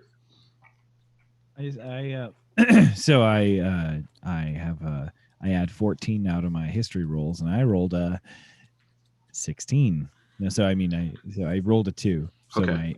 my roll Yeah. is total 16. That's a bullet. Ooh. Very dangerous. Yeah. Territorial, so it might only be one, but still something you probably don't want to tangle with, especially on these wooden docks. What were you saying, Eclipse? Why are you shushing us? Sorry. Bullet. And you all can kind of hear the rumbling now that it's pointed out. You can hear the rumbling that it's pointed out. You can actually see the dorsal fin 300 yards away kind of just pushing through the ground, and it's actually uprooting these swamp trees as it moves around. Oh, what? Bullet. You just sound like you smelled something awful. Yep. We got an earth shark. We got a. Street sharks? We got a creek shark. Nice. I was just thinking. Got a river dolphin? But if you all would like to proceed forward without alerting the bullet, I mean, it's far enough away. Maybe its tremor sense won't pick you up, but everyone give me stealth checks, please. Must be very, very You are walking on wooden quiet. planks floating on water, though, so it might... I'm gonna bless Leah. Okay. So you can add a d4 to your... A d6. d6 to your roll. I'll need it. So yeah, stealth checks, everyone. And one of my die Unless was you a don't natural want to, 20. unless you don't I'm want to gonna be give- quiet and want to fight a bullet. I'm gonna give Ash. Keysong's just gonna waddle over to Ash and give him Blessing of the Trickster to give him advantage on the stealth check. Oh, all right. Okay. 28 for Eclipse. Yeah, you're fine. Keysong. 7. 27? Okay. Ash. 11. Okay. I lose advantage. Group checks. I rolled a 4 and an 8. Luckily it's a My group blessing. Luckily it's a group check. Leah. Nat 20 for a 26. Thanks, Eclipse. Alright. That's 3 people that succeeded. There's no way the group check can fail at this point. So Ogden, what'd you get? 17. Alright, yeah. You all eventually the bullet kind of just burrows in the opposite direction and disappears. Oh, I really wanted to do it. I love bullet fights. They're my favorite. You get to have one tomorrow, I Justin. know, I'm excited with a 4th level party. That's a We're all very different fucking fight. dead. Yeah. In the snow. But you all pass across this gangplank and the rest of your trip. Because you guys are going a very direct route, you're actually not passing through a lot of these biomes based on where you are. But another 3 hours passes. You're at 6 hours or so total of travel time.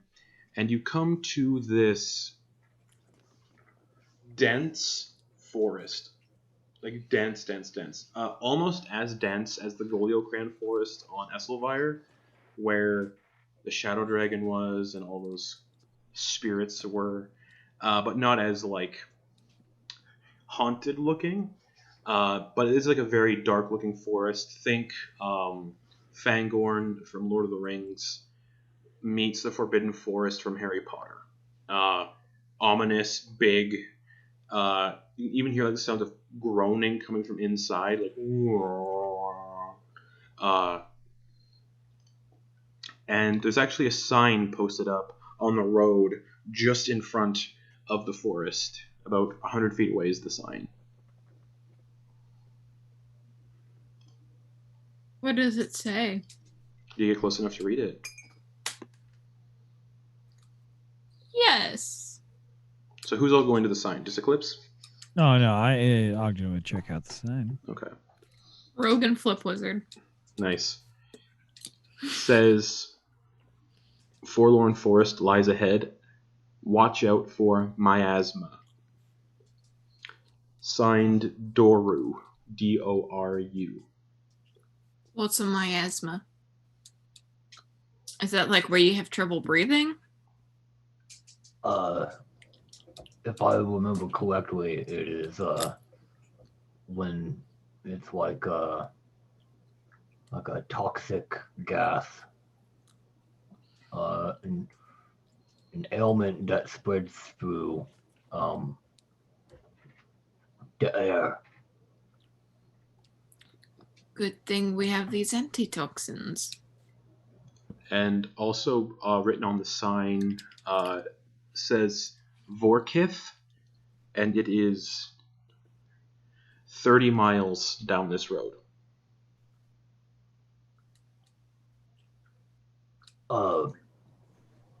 Does one of you have that necklace of adaptation?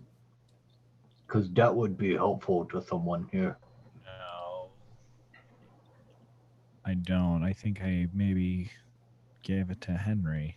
You gave it to Henry. I think Henry has it. Hawked it. No, I gave it to Henry. Yeah, Henry has it. Oh. I'm He's positive. we're part of a team. He's a co-captain.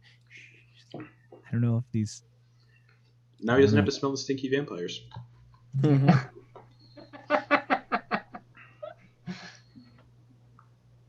stinky vampires. Stinky, stinky vampires. Stink, stink, stunk. So yeah, it says avoid the miasma, or watch out for the miasma, and settlement of Warkith, 30 miles, basically southwest. All right. Ogden, Yeah. How can I help you? where we going? We're gonna go towards the Forlorn Forest, not towards the settlement. No, we're closer to the. Well, this is the road into the Forlorn Forest leads to that settlement. But our destination was In the forest. The yes, settlement is through in the forest. Mm-hmm. yes. Oh, I'm sorry. I misunderstood. I thought it was because I thought originally. The road you're Into- following leads into the forest.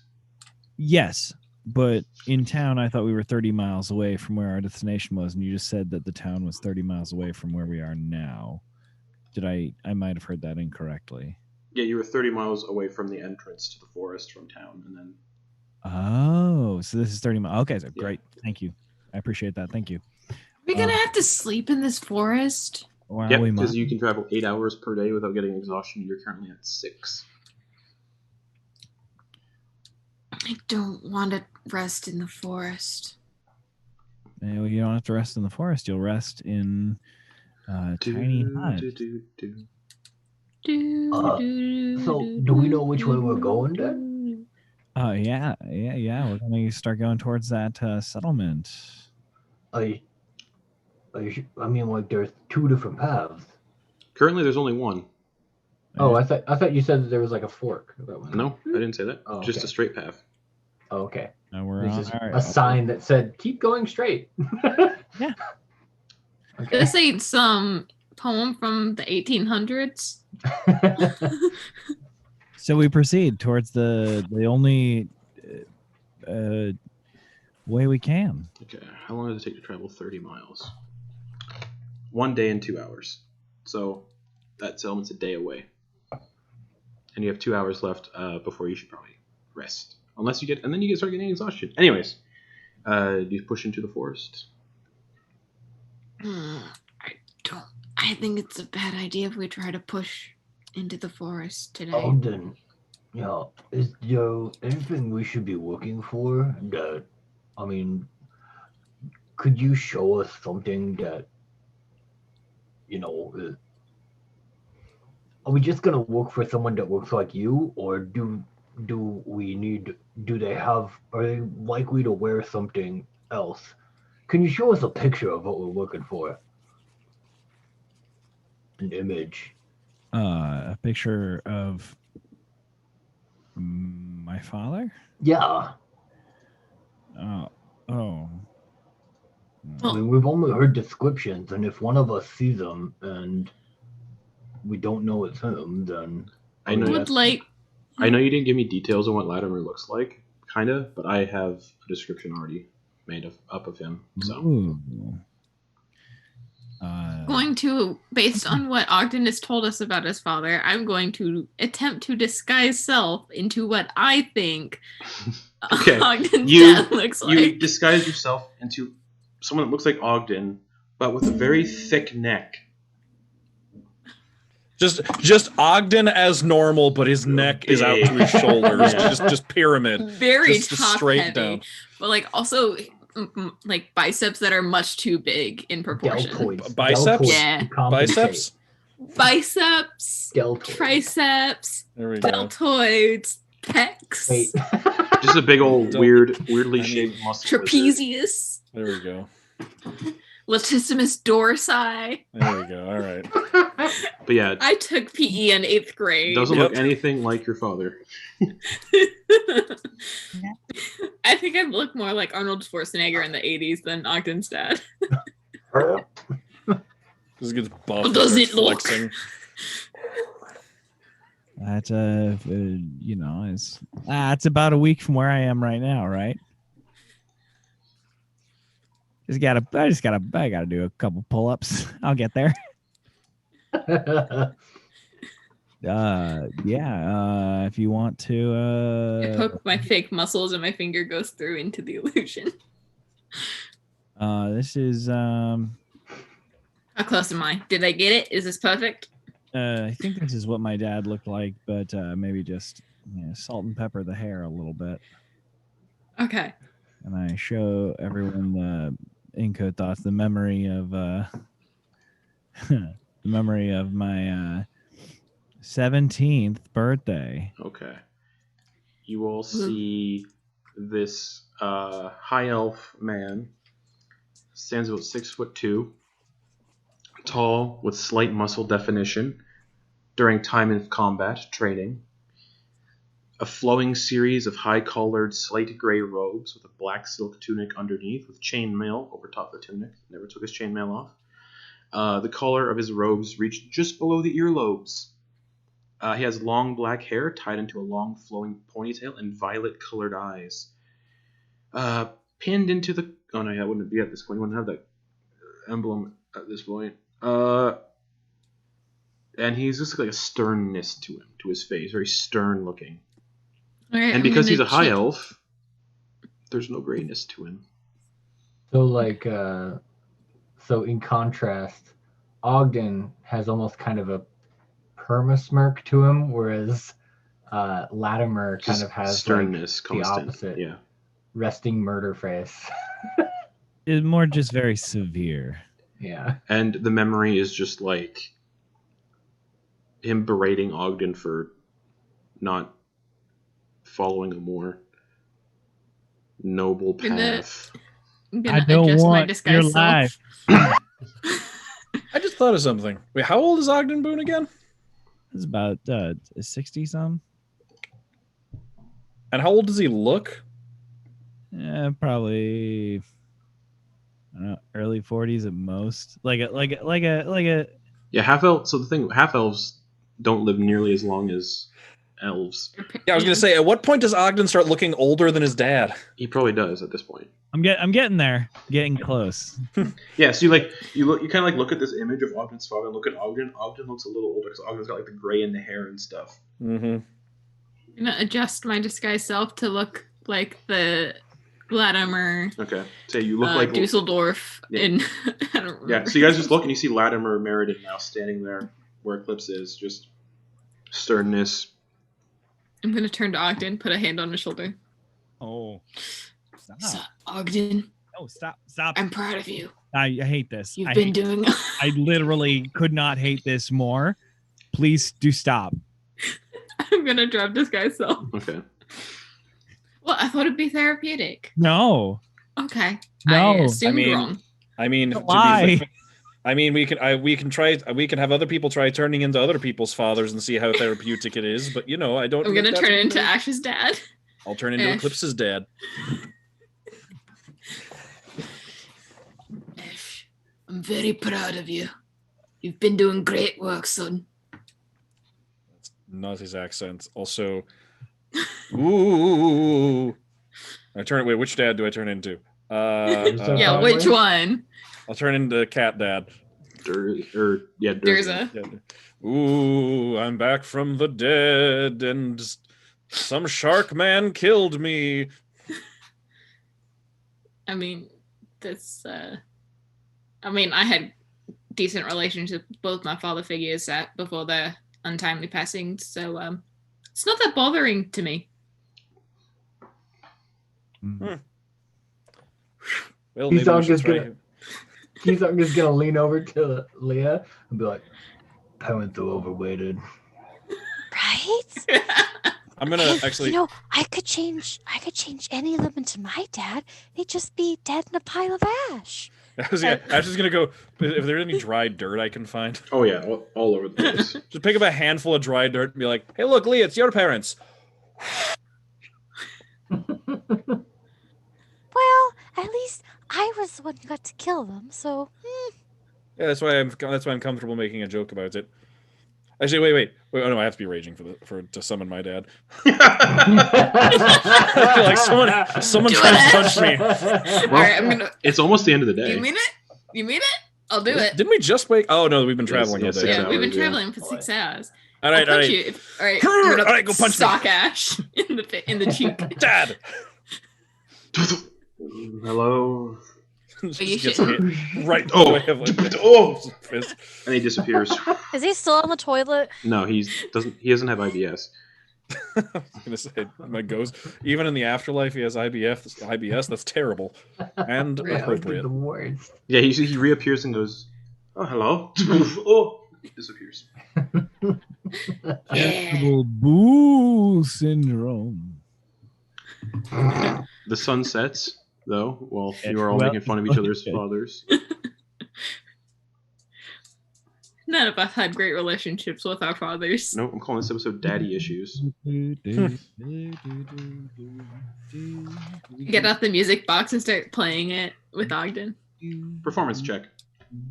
Okay. I wonder why. Now I'm gonna use None of this the die that dads rolled a stick nat 20. around. Okay.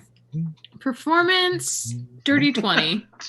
Nice. Yes, you actually play it to the tune of the Tiny Hut song. Well, it's built to do the Tiny Hut song. How do you have 25,000 points? Because I watch the stream every single week while we're playing, Oh, and it just automatically gives you like 10 every couple of minutes. wow. Ching, ka-ching, Um, ka-ching. But yeah, Tiny Hut pops up at the entrance to the Forlorn Forest. Just As Ogden and Eclipse were doing the tiny hut dance, Leah was just kind of looking around, see if she could find any new mushrooms or Nope. fungi around. Cool. Need to find fun guy or fun girl. the Tiny Hut explodes inside of it, like just the interior detonates. And he There's gets nothing Nuclear left. explosion inside stuck the to tiny the hut. implosion like you sucked out into space. I deserve this, Mom. Everybody takes 200 force damage. If you're dropped to 0, you disintegrate. I am dead. Oh, so we start campaign 3 after Yeah, Thanksgiving? exactly. So yeah, the Tiny Hut goes up. Are you putting it in the middle of the road or like just off? I mean, To the side. off the road. Yeah. Okay. I'm trying Oh, to- well, this is an inconvenience. Just All right. make someone with a horse and carriage go like. Oh, yeah, because you can't see the Tiny Hut, correct? Yeah. You can make it opaque. Yeah. But yeah, you set off just off to the side of the road in the snow, but it's toasty warm inside the Tiny Hut. Anybody doing anything before another long rest? You know, I will never get bored of these beanbags, Ogden. They're really comfortable. Yeah, you'd think, oh, it's gonna be hot in the summer, and then it'll feel too cold in the winter. But no, it's just perfect. It's always the perfect temperature. It really just hugs you. Can I have a beanbag to weigh in, but also another one to like hug? Just make a beanbag key song sandwich. Yeah. Hey, Keysong, can I join your sandwich? Let's go. The burrito was so good last night. Now we make a sandwich. Once Leah snuggles up next to, I don't know if they're snuggling, but once Leah gets next to Keysong, she's gonna throw, Eclipse is gonna throw Leah's beanbag on top of the two of them. Okay. I thought you were gonna, I thought you were gonna say like a Body piece of slam. cheese. No, I thought you were gonna say like a slice of cheese. Like, Shh, go to sleep, children. Shh. Go to sleep. All right. Yeah, anybody you want to do anything quick This is for all the trauma. before you go to sleep? Immune to spirits, summon your dad. let's see. Just I my mean, as dad's a face is cleric, as a beanbag. cleric, you might as well use all your spell slots, right? Oh man, you could like Um, manifest your armor to kind of look like your dad's face, and then just kind of go. Punching bag. Hey, Ash is sitting there thinking about that. Just like, really, how specific can I get with this armor anyway? Super specific. I try to manifest like a second head next to me. It doesn't like grow out of the suit. It kind of looks like a tumorous face. It kind of just like grows out of your shoulder. All right, I move it over onto my back to face Ogden, and then I just like try to throw my voice and say, "We are Venom." It works. Wow. Wait, does it talk while I'm thinking about it, or do I have to throw my voice? I'll say it talks while you think about it. Oh! Did you hear that? Yeah, it's terrifying. The living That armor. come out of So. your back? Yeah. Go fuck yourself. What kind Well, of I didn't make armor him are say you that. I'll fucking wearing, take you Ash? outside and fucking punch you in the face. I didn't think that. That's new. My name's Ish. Your name's Ish? Go fuck yourself. I'm gonna move the face over onto the front, Okay. and then I'm just gonna make a zipper motion across the mouth and just remove it, Okay. and then just vanish the face. Oh, that's uncomfortable. Doesn't say the armor can't do it. Who fucking cares? I'll be right back. And Also, Keysong is gonna leave the. I'll be right back. Don't worry. And he like tosses the bun off of the sandwich, and heads outside. And then he's got spell slot. He's gonna do locate creature, and in his mind he's imagining the visage of Ogden's dad, Latimer. Okay, what's the range on locate creature? It might not do it, but it's close to, it's 1,000 feet, so probably Okay. not, but he's just doing it to make sure they're heading in the right direction. Yeah, no blip. Okay. All right. It was a long shot, but he's just going to try it out. Might as well before heading to sleep. Okay. Oh, wait. Sorry. Back to the bun witch. Back to the bun wedge. Okay. So after you try to talk to Latimer, or to locate Latimer, Ren goes to sleep. Ash, his armor screams at people. And Until I remove its mouth. yeah, it's part of the horrifying visage or whatever that changelings have. I could be getting that wrong. I don't know. That's ghosts. Oh no, I know. Unsettling. Changelings have it. Yeah, changelings have it. yeah. Oh man, I can now apply that to my whole body with the armor. Yeah, essentially. Turn my And you face cast- and make myself look like a humanoid gibbering mouther.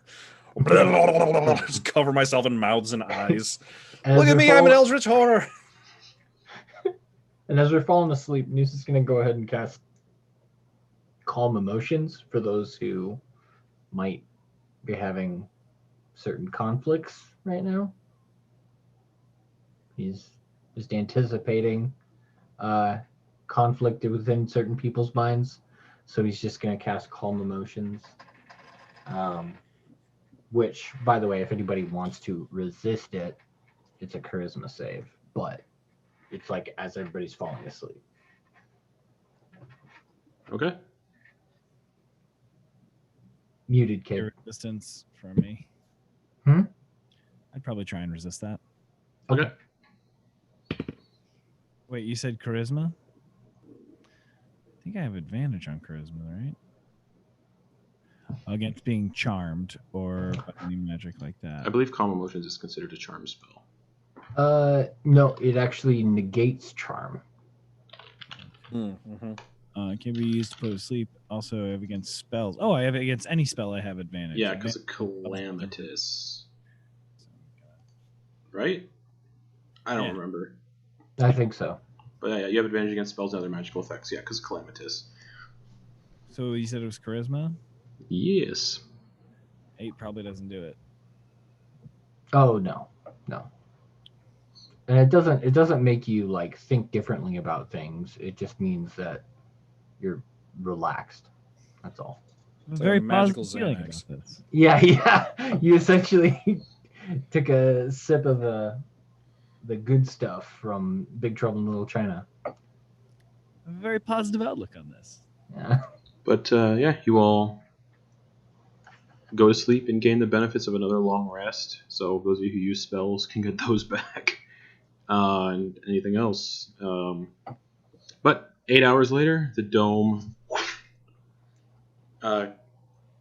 goes away, and you're instantly all woken up by cold.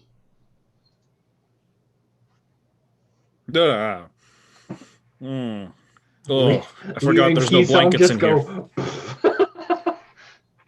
Leah just kind of just like, oh, warm. And she just kind of snuggles up to Keysong, like wraps an arm, just like, "Oh, 5 more minutes. Come on. yeah, 5 more 5 minutes. Guys, 5 more minutes, please.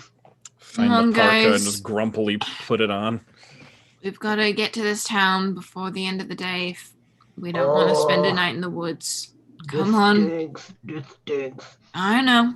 Come on. All right.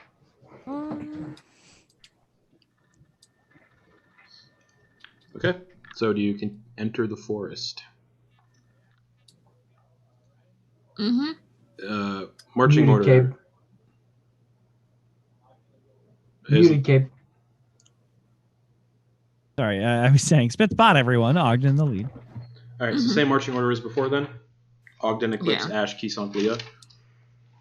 Height order. Okay. Descending height order. Always put the smallest people in the back, so they can see. Through the legs. 3 kobolds in a trench coat. Exactly. We need to get Noose and Leah a trench coat. But you enter the Forlorn Forests. It's dark, it's thick, the sunlight doesn't pierce through the canopy. It does in places, so it's considered dim light, but not like pitch black like Goliocran was. Ogden, for the first day of travel, because it takes a day to get to that settlement, roll me a d12, please.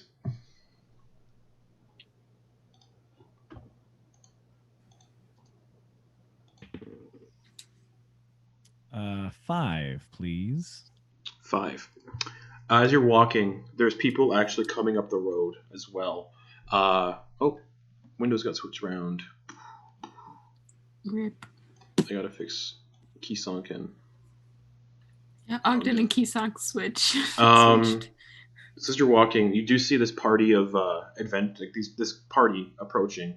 One is this very stout dwarf with a huge beer gut, braided beard, long braided orange hair, wearing a thick set of plate armor. Even the beer belly is kind of like actually like warping the plate.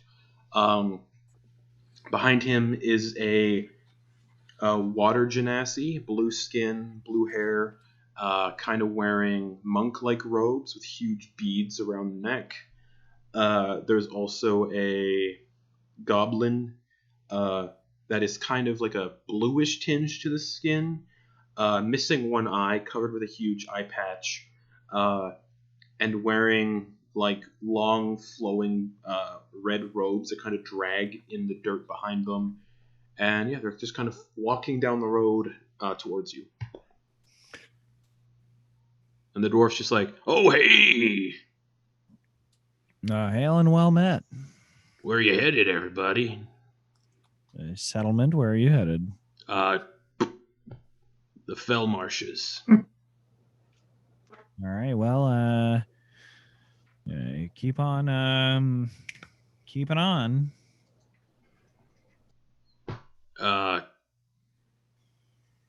Yeah. You ever been here before? Just curious. We haven't seen people. We haven't seen anyone for like the last couple hours, so why not strike up conversation? Oh, well, sure. My name's Doug. D-U-U-G. That's the dwarf talking. The dwarf's talking. Oh, wonderful, Doug. I mean, we are in a bit of a scoot. Oh, apologies. No. Did you have? You seem urgent to say something. It's pretty calm back there. Watch out. There's a bullet in those. Oh, where'd you see it? We've been contracted to kill that bullet.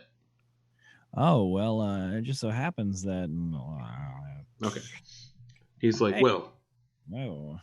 The Wayfarer Guild thanks you, and he hands you. Oh, He puts like 5 gold coins in your hand. Oh well, I'm. What's the? We've actually, among us, we've heard of the Wayfarers Guild. Oh, have you? Yeah, and I gotta say, we are no slouches ourselves when it comes to being way fair.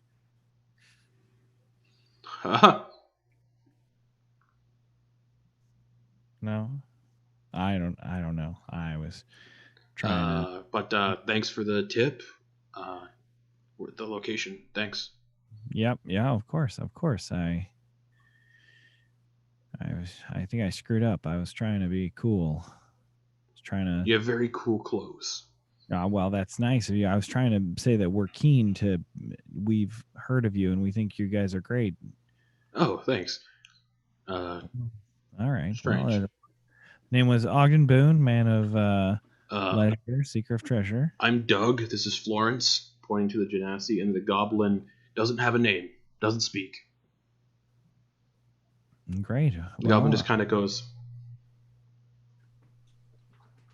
They're all captains who can. And he just lets out like a guttural. The goblin lets out like a guttural.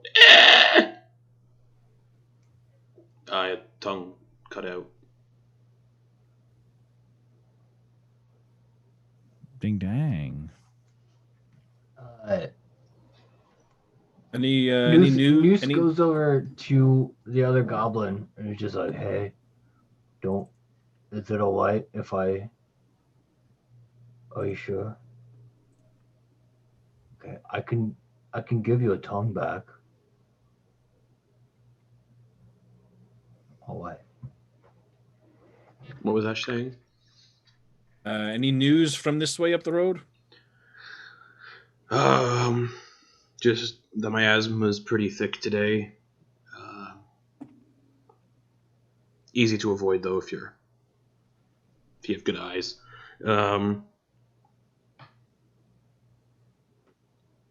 Some monsters are a little extra hungry today. The werewolves are a little, well, the lycanthropes in general are a little hungry. So watch out for lycanthropes.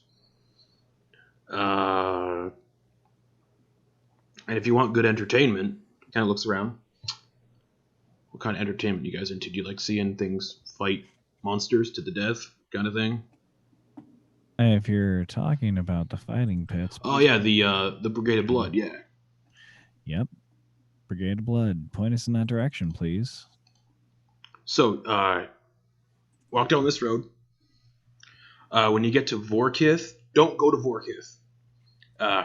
You'll come to a fork in the road. You're going to want to go kind of southeast of Vorkith. Kind of hidden in the forest between Vorkith and Mestrin is the Brigade of Blood. They hide themselves very well, but if you know where to look, you can find them. Is there anything else? When you happen upon the pits, there'll be guards. There's a lot of people that guard the place. A lot of people do kind of frown on viewing the fights because they do capture people to fight in the pits, kind of force them to fight. But if that's your kind of entertainment, or if you just want to go there, but if it's your kind of entertainment, which I mean, I've been there a few times myself, but a week ago recently, actually, just tell them you're here to bet and show them coin. If you don't have any coin on you, they're not going to let you in. We actually heard rumor of an elf who had been brought in recently. Yeah, they're was fighting his way up. Yeah, there's through an the elf. ranks. There's an elf currently in the fighting pits. He's actually he's tied to the queen in some way. What about him? Just curious on, whether he's still worth betting on. He's won every fight he's in so far, so I'd say yes. All right. What was the last fight we saw? With the stone giant? Yeah. Him and some others kind of took down a stone giant, so. Okay. And maybe another newcomer may look similar to this elf, this champion? Not that I know of. Again, we were there like a week ago. Okay. Well, thank you. There's currently only 3 captives, right? Or when we last, there was only 3 captives. The elf, a tiefling, and a goblin, I think. Or some goblins, like a collection of goblins. Alright. Yeah, just show them that you have coin, they'll let you in. If you don't have coin, they'll probably throw you in the pits. They are not a good group of people. I can't imagine they would be if they're pitting people against monsters for sport. Yeah. But also a good way to make coin if you need it. unfortunately. Yeah. And in these woods, it's a good place to go if you're strapped for cash. Anything else? Any other questions I can help you with? You did help me immensely with the bullet, so. Yeah, no worries. Any way to help? Just if you ever need any help, let me know. We'll reach out. We'll maybe see each other again. I All right. see things. So do I. And he holds out a hand for a handshake. Nice to meet you. Whoosh, like a nice handshake. Predator handshake. Yeah, what's a handshake, by the way? Haven't done one of those in. Right? And yeah, Doug, Florence, the Genasi, and the nameless goblin just continue on down the path. The goblin kind of just turns back and waves at Kisonk. Can I try to get a sense of if Ogden's showing any kind of worry for his father, if not his sister? Any body language that I can pick up on after that interaction? Just, I mean, are you asking me or? Yeah, I mean, you're Ogden. I wonder because I mean, like, I think it's just a right on the path. Keep it going. Not really distracted by anything. Like, oh well, we've got it. Everybody, move along. Let's move along. Good. Okay. Let's keep going. All right. I will continue following after Ogden. Okay. An hour passes, and you come to that crossroads that was spoken of. There is a sign here. It says, Vorkith Northwest. So the road to the left, or to the road to the right, says Vorkith, essentially. The road continuing ahead leads to a place called Dunmere, and then the road to the west is east is Mestrin. Yeah, we wanted to go between Vorketh and Mestrin.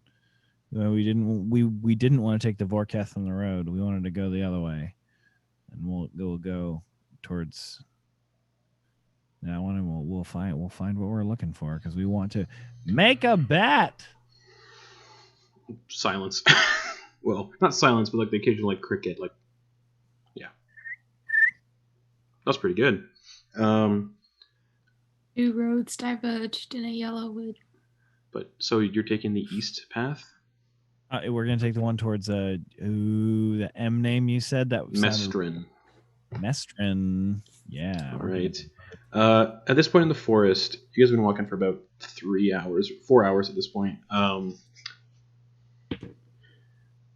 There are like big bugs flying around, like fist-sized, like flying ants that kind of just fly around. And some of the trees are kind of thick with webs, but you don't see any sign of life. The webs are very old and desiccated. The ground actually kind of squelches when you walk a little. And growing up from the ground nearby are a couple of weird mushrooms that kind of glow vibrant pink. And there's actually a face kind of carved into the tree, a tree nearby. The face looks very elvish, mixed with kind of fey features, like a hooked nose, kind of curled ears, kind of like long hair filled with flowers, kind of carved into a nearby tree. Leah sees the mushrooms, and she's literally just trying to get between everybody, just like, mushrooms, I haven't seen these before.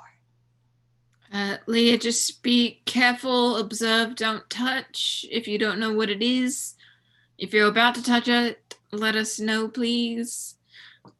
I know what it is, Eclipse. It's a mushroom. Yeah, but do you know if it could kill you if you touch it? know, but... And looking at this, I'm assuming Leah does not know what this mushroom is. No. Native to Does it this give off- continent only. Any aroma? Mushroom. Does it have any bright colors? It's neon pink. It's vibrant, glowing pink. She's It's actually like bright enough that it gives off like a 10-foot diameter radius of light. She's gonna pick it up off the ground. Okay. And you said it's like... It's not super big. It's like the size of an apple. Oh, about a size... Okay. She's gonna put that one in her bag and then grab a second one. Okay. And she's gonna be like, Don't eat it. Eclipse, I'm going to eat it. And Don't eat it. I'm going to eat it. And she's like, like this aroma. Oh, this is a different taste before. Like she's just like going Smack through the it. flavor profile, just like Don't eat it. She already ate it. I'm gonna run up and smack it out of her hand. She already ate it though. No. You feel this tingling sensation on your tongue, Leah. She's only doing this because I told her there was new magic mushroom rules in the new book. Roll me percentile dice, please. This is what happens when I try to be the mom friend. It never works out well. I'm So so sometimes I just give up. I am so fucking excited. 56. 56. Okay. You guys watch as Leah eats this mushroom. Leah, the mushroom tastes like bubble gum. Woo! And as you swallow it, you feel tingling all over your body, especially your extremities. Especially your extremities. You guys watch as Leah shrinks in half in all dimensions, as per the effect of the enlarge reduce spell. And your weight is reduced to 1/8 of normal. Your pocket weir. You go from your size decreases by 1 category. You go from small to tiny. I'm tiny. How much does Leah weigh now? Whatever 1/8 of what she is now. He's a very dense, small halfling. Until the spell ends. But this does not last for a minute. This lasts for not like the spell. This is a different time. You have disadvantage on strength checks and strength saving throws. Your weapons also shrink to match the new size. I have tiny Rivermon. Oh my god, this is awesome. But you guys watch as Leah just kind of shrinks. So yeah, what's your weight? Oh. And how tall is Leah? Because that'll determine what your weight is. I was like 3. Yeah, I was So you're like like 3 foot. You're 1 foot. You're 1.5 feet tall. I actually don't have weight written down, but We'll just I go. was We'll go to halfway. average halfling weight, and then we'll whatever 1/8 of that is. 1 sec. Anybody have mage hand? I think Eclipse does. I don't think you'll be able to. It might be able to I actually think If carry. you're- I think Because what's the weight limit on Mage Hand? Is it 10 I think, pounds? 10 I think it's pounds. 10 pounds. Oh no, I have Okay, read this so on Mage the Hand. weighs less average the average weight of a halfling is 40 pounds. So what's 1/8 of 40? 5. 5. So mage hand can 35. carry Leah. Does Yeah. anybody have mage hand? My favorite thing about I have halfling. 2 mage hands. Can you please just... That's my favorite thing about playing like a halfling wizard. You can cast reduce on yourself and then use your own mage hand to just like carry yourself So around. yeah, Leah eats this mushroom, and it's a 50% chance to be enlarge or reduce. And Enlargement's so funny too. she shrinks to Look at 1.5. Ross. She shrinks to 1.5 feet tall and weighs a total of 5 pounds. A wind could blow her over. She's like the size of a cat, like a small cat. She's tiny. She's the size of. Wait, she what's could your cat's she could name? literally like. Well, no, she could ride on the cat's back, but 5 What? pounds of us. Well, you're so small. You okay?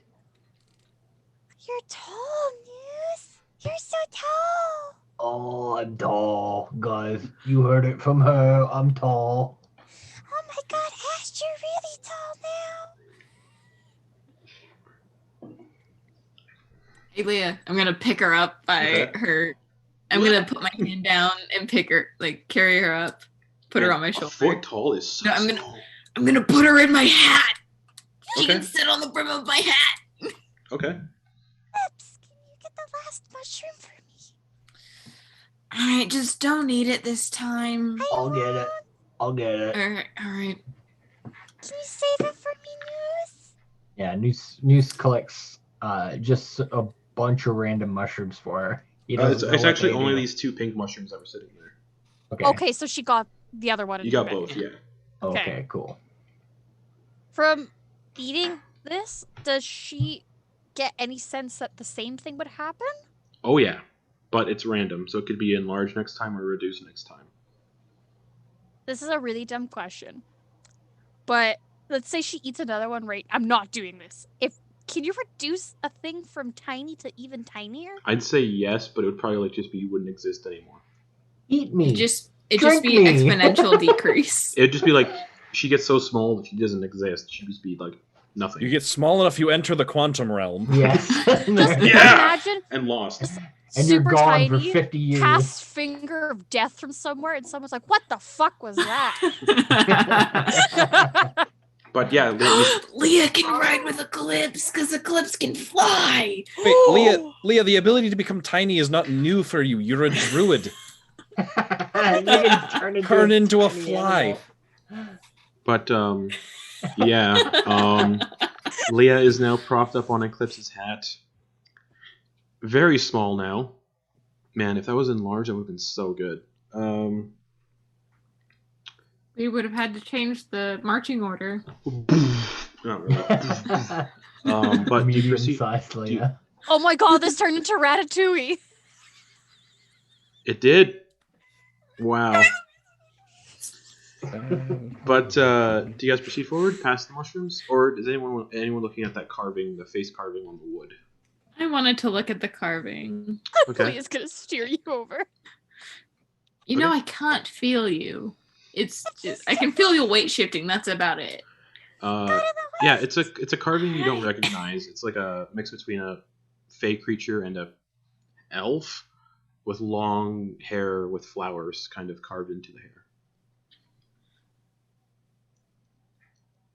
Okay.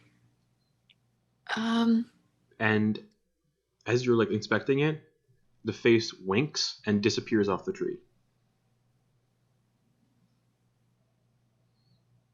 You saw that, right? And you all hear just a little giggling in the air, just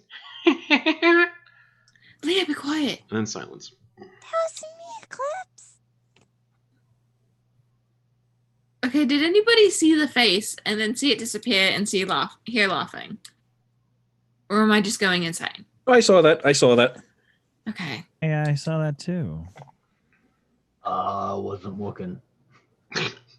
I'm gonna, in the spirit of Leah steering me, I'm gonna poke the tree. Nothing happens. It's just a tree. That's my Eclipse. Well, nothing happened, which is why I poked it. Should we keep going? Yep. Here we go. Okay. All right. So you move past the weird tree, and Leah has picked up these 2 neon pink mushrooms, which does reduce all of your stuff you're carrying. I can't remember. Yeah. All goes to your size. Yeah. Okay, cool. It all shrinks to your size. Any item dropped by an affected creature returns to its normal size at once. Jesus! Throw a tiny little, like, could you imagine casting Reduce on, like, a building and then picking it up and throwing it at somebody? Well, it'd only be half the size. It would still be Okay, like a well, small yeah. building. It'd be cool if you could just fuck it. Alright. Wait, actually, yeah, wait. Because one person. So, okay. Multiple what's people cast and concentrate on it. D&D. Yeah, I was going to say, what's the verdict on having the same multiple casts of the same spell I'd say it'd work. on something? Fuck it. Like, if you had it, yeah, if you had like. You can stack Reduces. Yeah, like if you had like 8 spellcasters cast Reduce on like a mountain-sized boulder and shrink it down not? to the size of a baseball, throw it at somebody, and then all end Why concentration not? at once. Why not? Anyways, you I guys guess I need to learn Enlarge you Reduce. guys continue forward another 3 hours. Ogden, I would like another D12 roll, please. Because you are leading the group. The tank. Following the leader. 5. Roll again. 'Cause 5 was Following the leader wandering wherever guys. he may go. 3.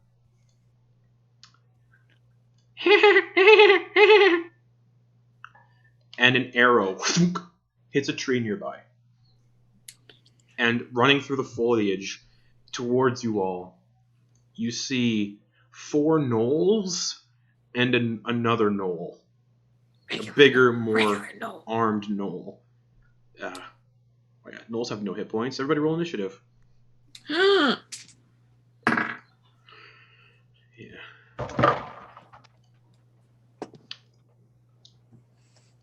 I was trying to see how many hit points I have because it's I'll end it soon. But yeah, gnolls don't have any hit points. So yeah, Ash could like tank everyone, I guess, or fireball, or. Anyways, oh yeah, Leah's still tiny. Or no, 3 hours later, because it only lasts for an hour. As you're walking, Leah reverts back to full size on your head, and you both collapse into the dirt. And then the gnolls come out. Oh, I get real Prone. excited to do a battle on her head. Yeah. So yeah, roll initiative. Eclipse. 19. Keysong. 12. Ash. 22. Ogden Ish. Boon. 11, and my bird got 16. Oh, that's right. Icarus is here. Okay. Leah. Falling off Eclipse's head helped, and 21. Okay. So first up, Launch Shit, your holy rolling. shit. This never happens in the initiative order, I think. Ash I don't goes think Leah's Ash goes rolled more fir- than a Ash goes 20. first. So Ash, Leah returns back to full size. Both her and Eclipse hit the dirt. And as it happens, you hear the laughing of gnolls as 4 of these gnolls come running out brandishing whatever the fuck gnolls brandish. Weapons.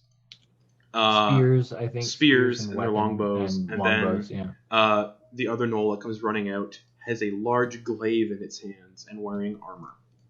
All right.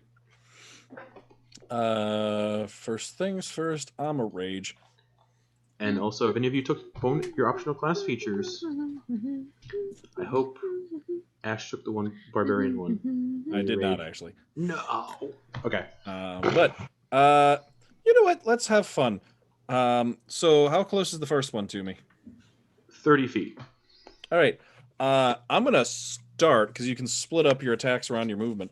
I'm gonna start by just taking Lore Weaver and just hucking it like a javelin at the first one. Okay, make an attack roll. What is the? It's normally not a thrown weapon. What are the rules for throwing a weapon that's not normally thrown? It's a disadvantage. Yeah. Okay. I think it's still like a. Yeah, it does. Yeah.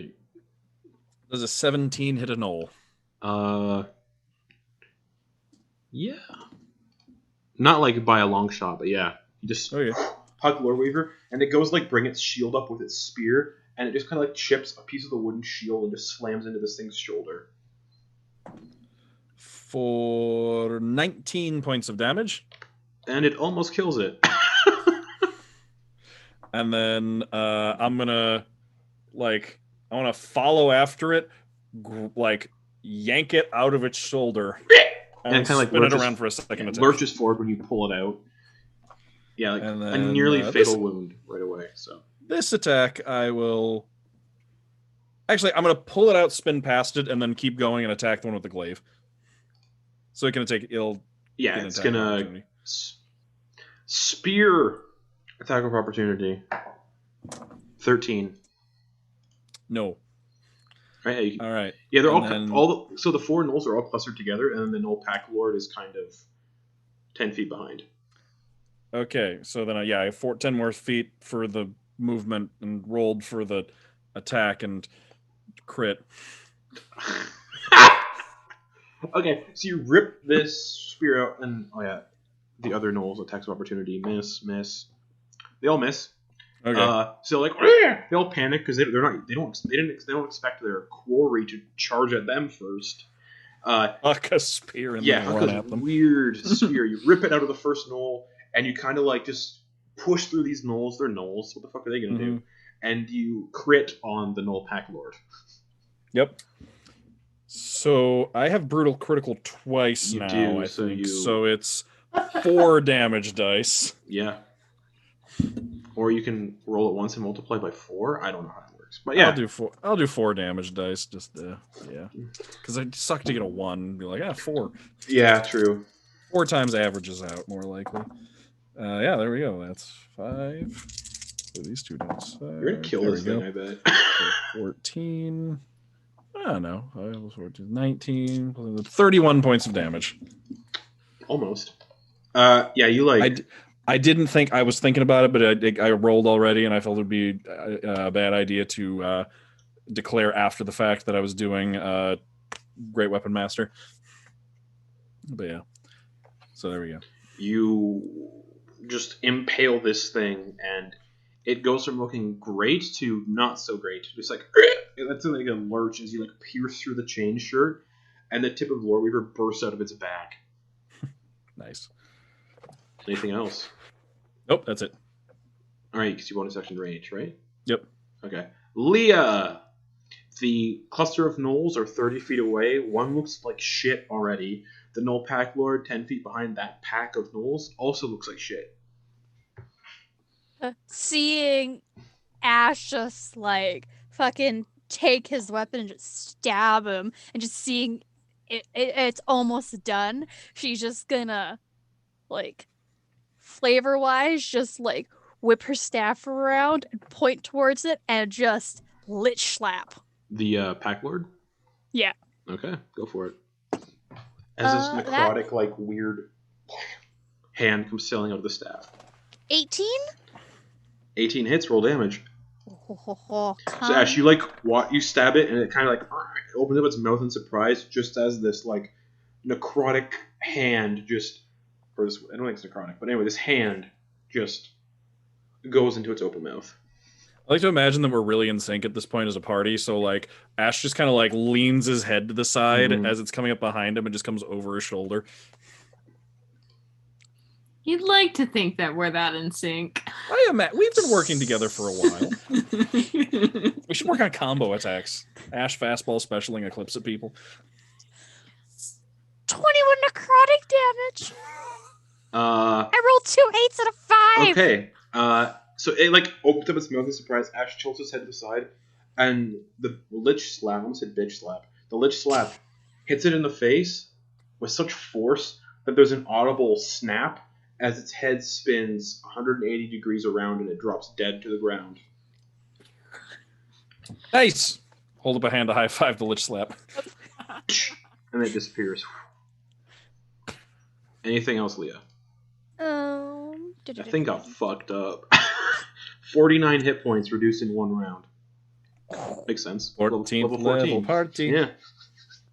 No, she's just gonna give Ash a thumbs up and I guess step to the side because she's technically in the front since she plunked off of Eclipse's shoulders. All right, Eclipse. You're prone on the ground. The Gnoll Pack Lord is dead. The other Gnolls look panicked as shit because their leader just got taken out instantly. Alright, I'm gonna stand up, hold out Bahamut's Bane, and just say, alright, you can stay and fight us and die, or you can run now and we won't kill you immediately. Too bad they don't understand common. Do they understand Draconic? Infernal? Abyssal? Only one language that nobody knows. Alright, cool. And isn't an option. Juggalo. Yeah, it's Juggalo. Alright. Whoop, whoop, hatchet man. Fago. Then I'm gonna just how do I want to do this? Feline agility to double. Yeah, feline agility to double my speed. So I use. Well, they're only 30 feet away. Yeah, but I want to. Yeah. So I have 45 feet of movement now. I want to go to the one closest to me. The one that has like single hit points. Yeah, and I'm gonna use my short sword on that one. I hope that hits, because it's not very good. 15? 15 just hits. It goes to bring up the shield, and the thing just looks at blocking today, and you sail right underneath the shield. Okay.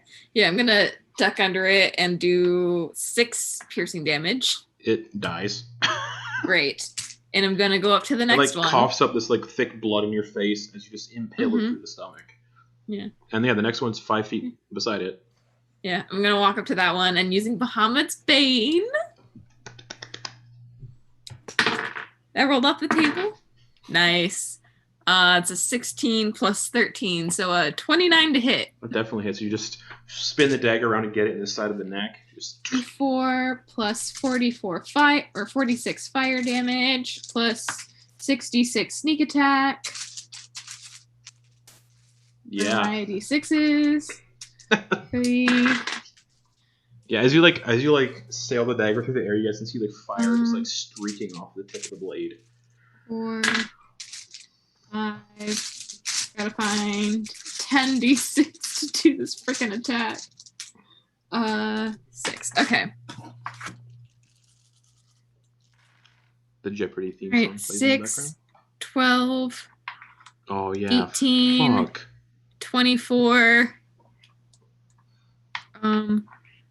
28, 30, Stop, it's dead already. 38, 41, 44, 45 points of damage. At 22 hit, they have 22 hit points max. So you just and you're aimed for the throat, but you get it in the temple, and you're holding it up. It's dead standing up, and the dagger's just you impaling it on the side of the head is just kind of keeping it standing. I'm gonna shake him off and look to my next target. They're screaming. Anything else? That's action, bonus action.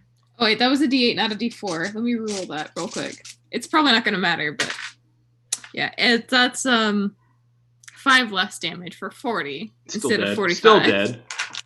Anything else? There are two more left, and they're probably gonna run on their turn. So yeah, I'm just gonna glare at them.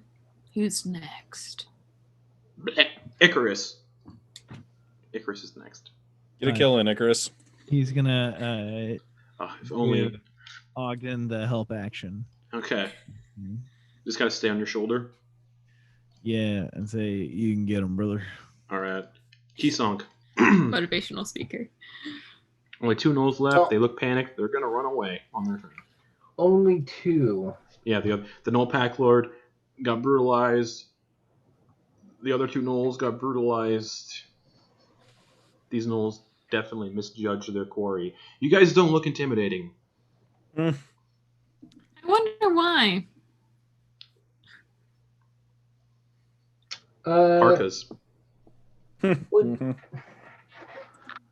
Would I don't know. Have we met any gnolls before? Yeah. They've generally been friendly. And stuff. Okay. All right. So, yeah, they're not like monsters. Well, they're still considered, humanoids. All right. I'm just saying because I consider my character good. So,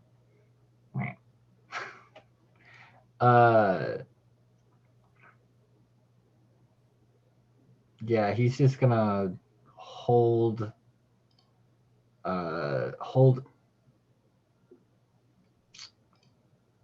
He's just gonna hold a cantrip in case they decide to do something funky.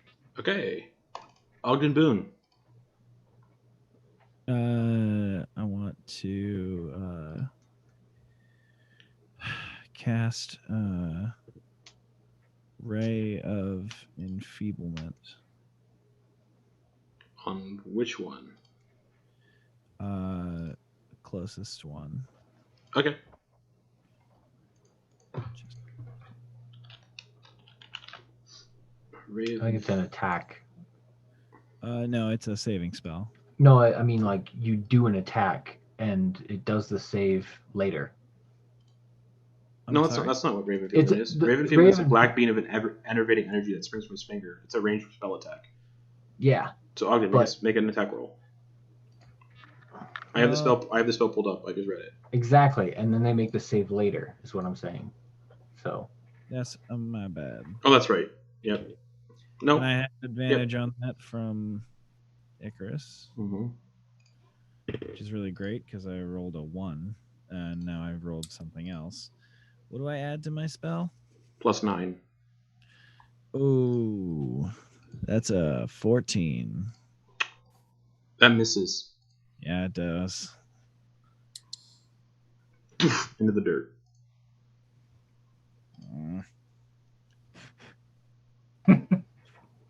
Anything else? That's all I got. All right. Consider that a warning. All right. One of the gnolls within 5 feet of Eclipse is going to run away. Within? Attack of opportunity? Yep. It's going to go past you and not go anywhere near... Oh, it's going to have to... No. Yeah, it's not going to go anywhere near Ash. Ash has a 10-foot reach. Never mind. Bloodthirsty. I'm not taking it.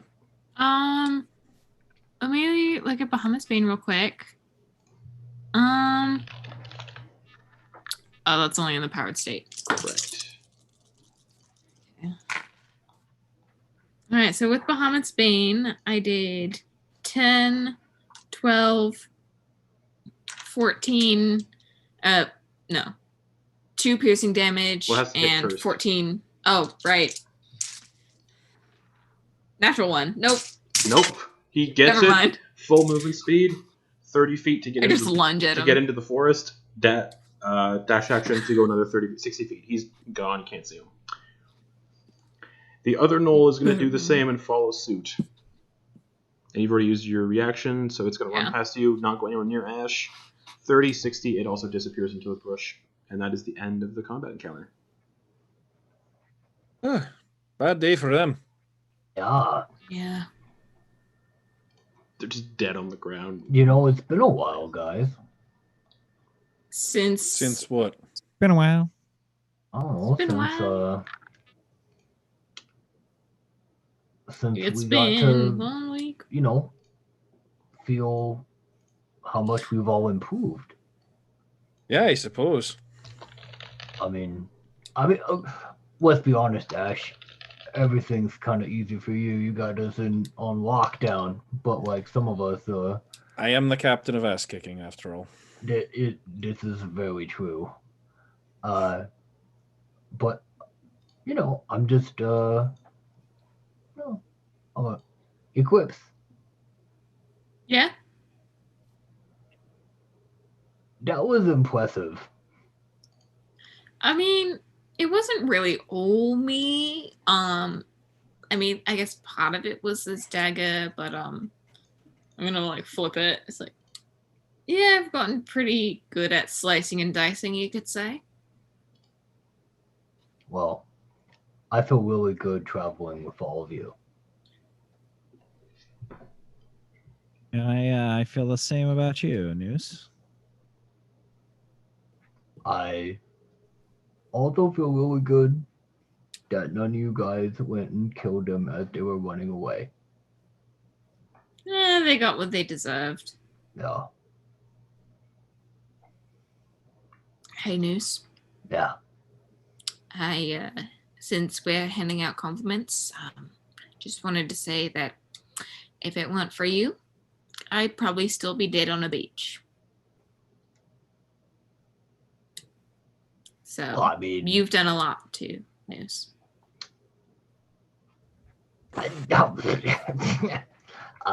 Oh, thanks. I'm gonna give him a little gentle noogie.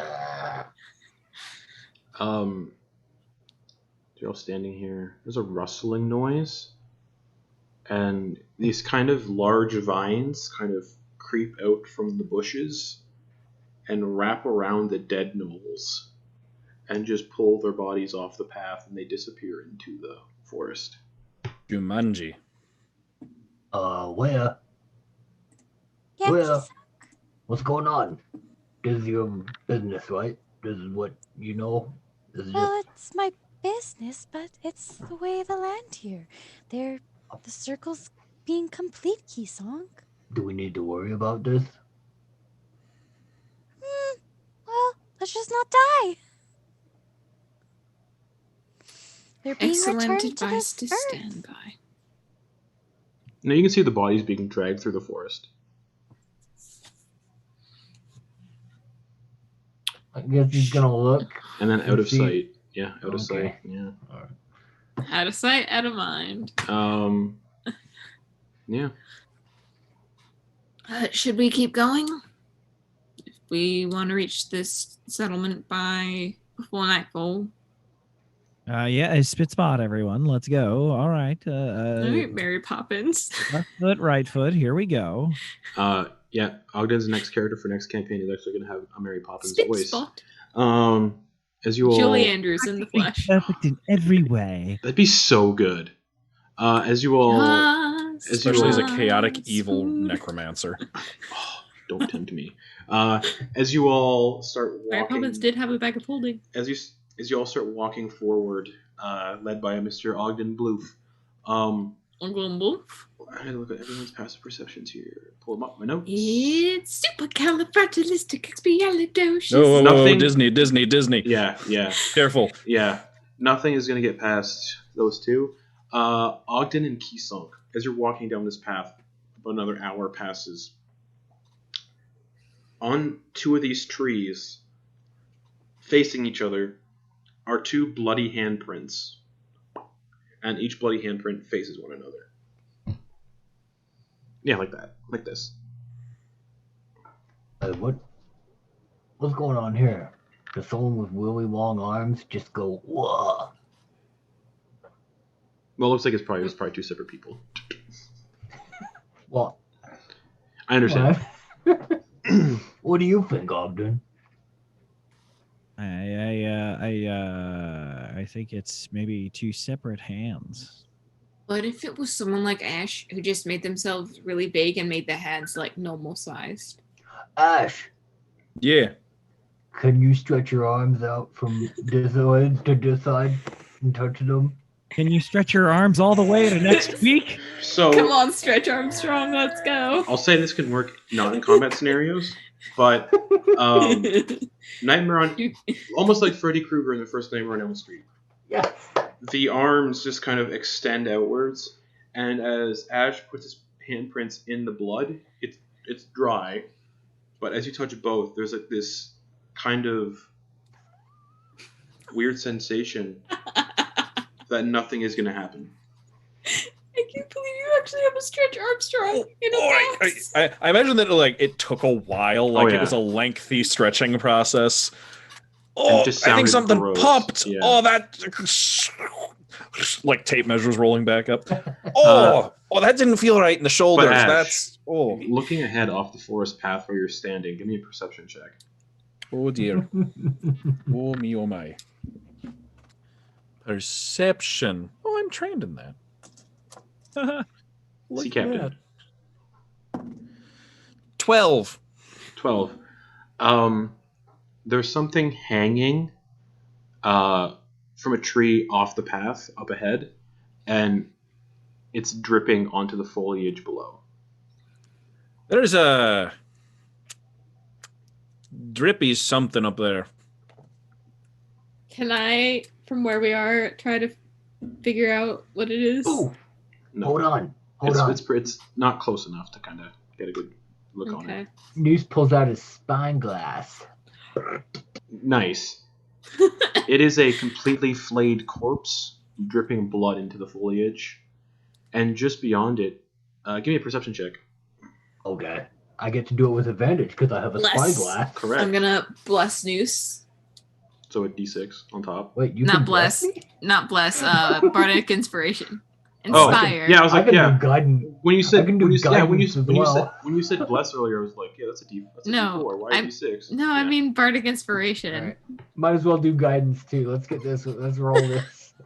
All right. So with advantage. Oh my god. Okay.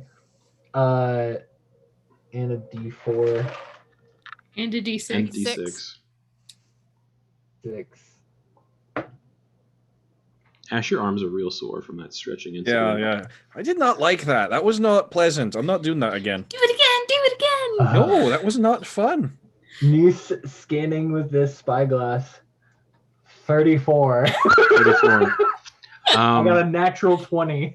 Okay, so the corpse is about 100 feet off the path, but about you have a spyglass. So a little over a mile, or actually a little under a mile, beyond that corpse off the path, you see the outlines. It's meant to blend into the forest, not easily be seen. Basically, you need a real high perception score to see it. You see this massive, like almost, the wall just stretches beyond your eyesight in either direction, kind of. And it's kind of also made up of the trees of the forest, so you can't actually tell where it starts and where the forest ends, kind of thing. And upon this close inspection, the trees actually come to points a little at the top, like spiked points. And there is actually a gate in between these trees, hidden very well, made with a mixture of twigs and branches and vines. And there is a sign also kind of hidden in all of this with that bloody handprint that says Brigade of Blood. And that is where we're going to end the session for the week. Brigade of Blood. The fighting pits you're looking for. That sounds intimidating. Yeah, and that's where we're going to end the session for the week. Good job, everyone. My stream, I think I fixed my stream stuff. Woo! Knock on wood. But it seems like it, so. Yeah, next week. Ogden's dad. You are his dad. You're his that dad. was- Boogie, boogie, boogie. That was a fun and wholesome episode. No one died, except the Knowles. Yeah. But, you know, they stepped. Only See, a little some bit people of learned- parental drama. Some people learned not to walk into people's houses. Fly Excuse you, into people's fly. house. Yeah. Yeah. Yeah, and you guys traveled for 6 hours today, so 2 hours before you need a long rest. We discussed the science of goblin piss and Guinness. It's a good name. That's a good episode name, Goblin Piss and Guinness. No, No, I'm definitely going with daddy issues. Yeah, we yeah. did cover our daddy issues. Yeah. But thanks for Episode watching. 69, part 15, Daddy Issues and Bad Dragons. No. Nope. Veto. Bye. I'm Vito. Leah dies. In- Leah dies in the fighting pits. I don't know. Oh, Meet me I in the just- pit, motherfucker. Maybe there's a grain of something there. God, So speaking You know of what? It's grain, still Navigating a maze of bad puns. these jokes, Oh, no. these jokes are giving me migraines. Ah, but is it as bad as the worst title though? Sam, you know what I'm the talking one, about. no, the one that shall not be Oh named. yes. Yeah. No, I'm not mentioning it anymore. Because It's a forbidden to be episode. fair, I forgot about it and now I remember. But also, yes, it is. It's like the it's- game, which it's a- everyone has now lost. It's a deleted episode, so you can't watch it anyway. Is it? Oh. Yeah. Yeah. Can't talk about it though. We can, but I don't want to. Yeah. On stream. Just hindsight. If you play on our channel, don't fucking support Donald Trump. Anyways, that's it for this episode. We'll be back next week, possibly on Wednesday, because it's not Thanksgiving. It's only Thanksgiving the day after. And then we'll be back tomorrow night for Rime of the Frost Maiden as a bunch of 4th level characters fight a bullet in the snow. And it's Sunday. Tasha's cousin. And Sunday, Soldiers of the Lich Queen is back. Yeah. For sure this time? Yes. Like 90%. I mean, at any point, Soldiers of Lich Queen is. I'm is, 100% ready to go. It is tenuous at best on a good week. So Mental health. That's what makes it and so special. scheduling. Yes. Caleb's just been slaying for the last 2 minutes. But we'll be back here next week with this continuation. Maybe we'll see Ogden's dad. Maybe we'll see his corpse. Who is that hanging from the tree? Maybe that's Ogden's dad. What a wonderful ending. And yeah, tomorrow night, Rime of the Frostmaiden, bullet fight in the snow. Good night, everybody.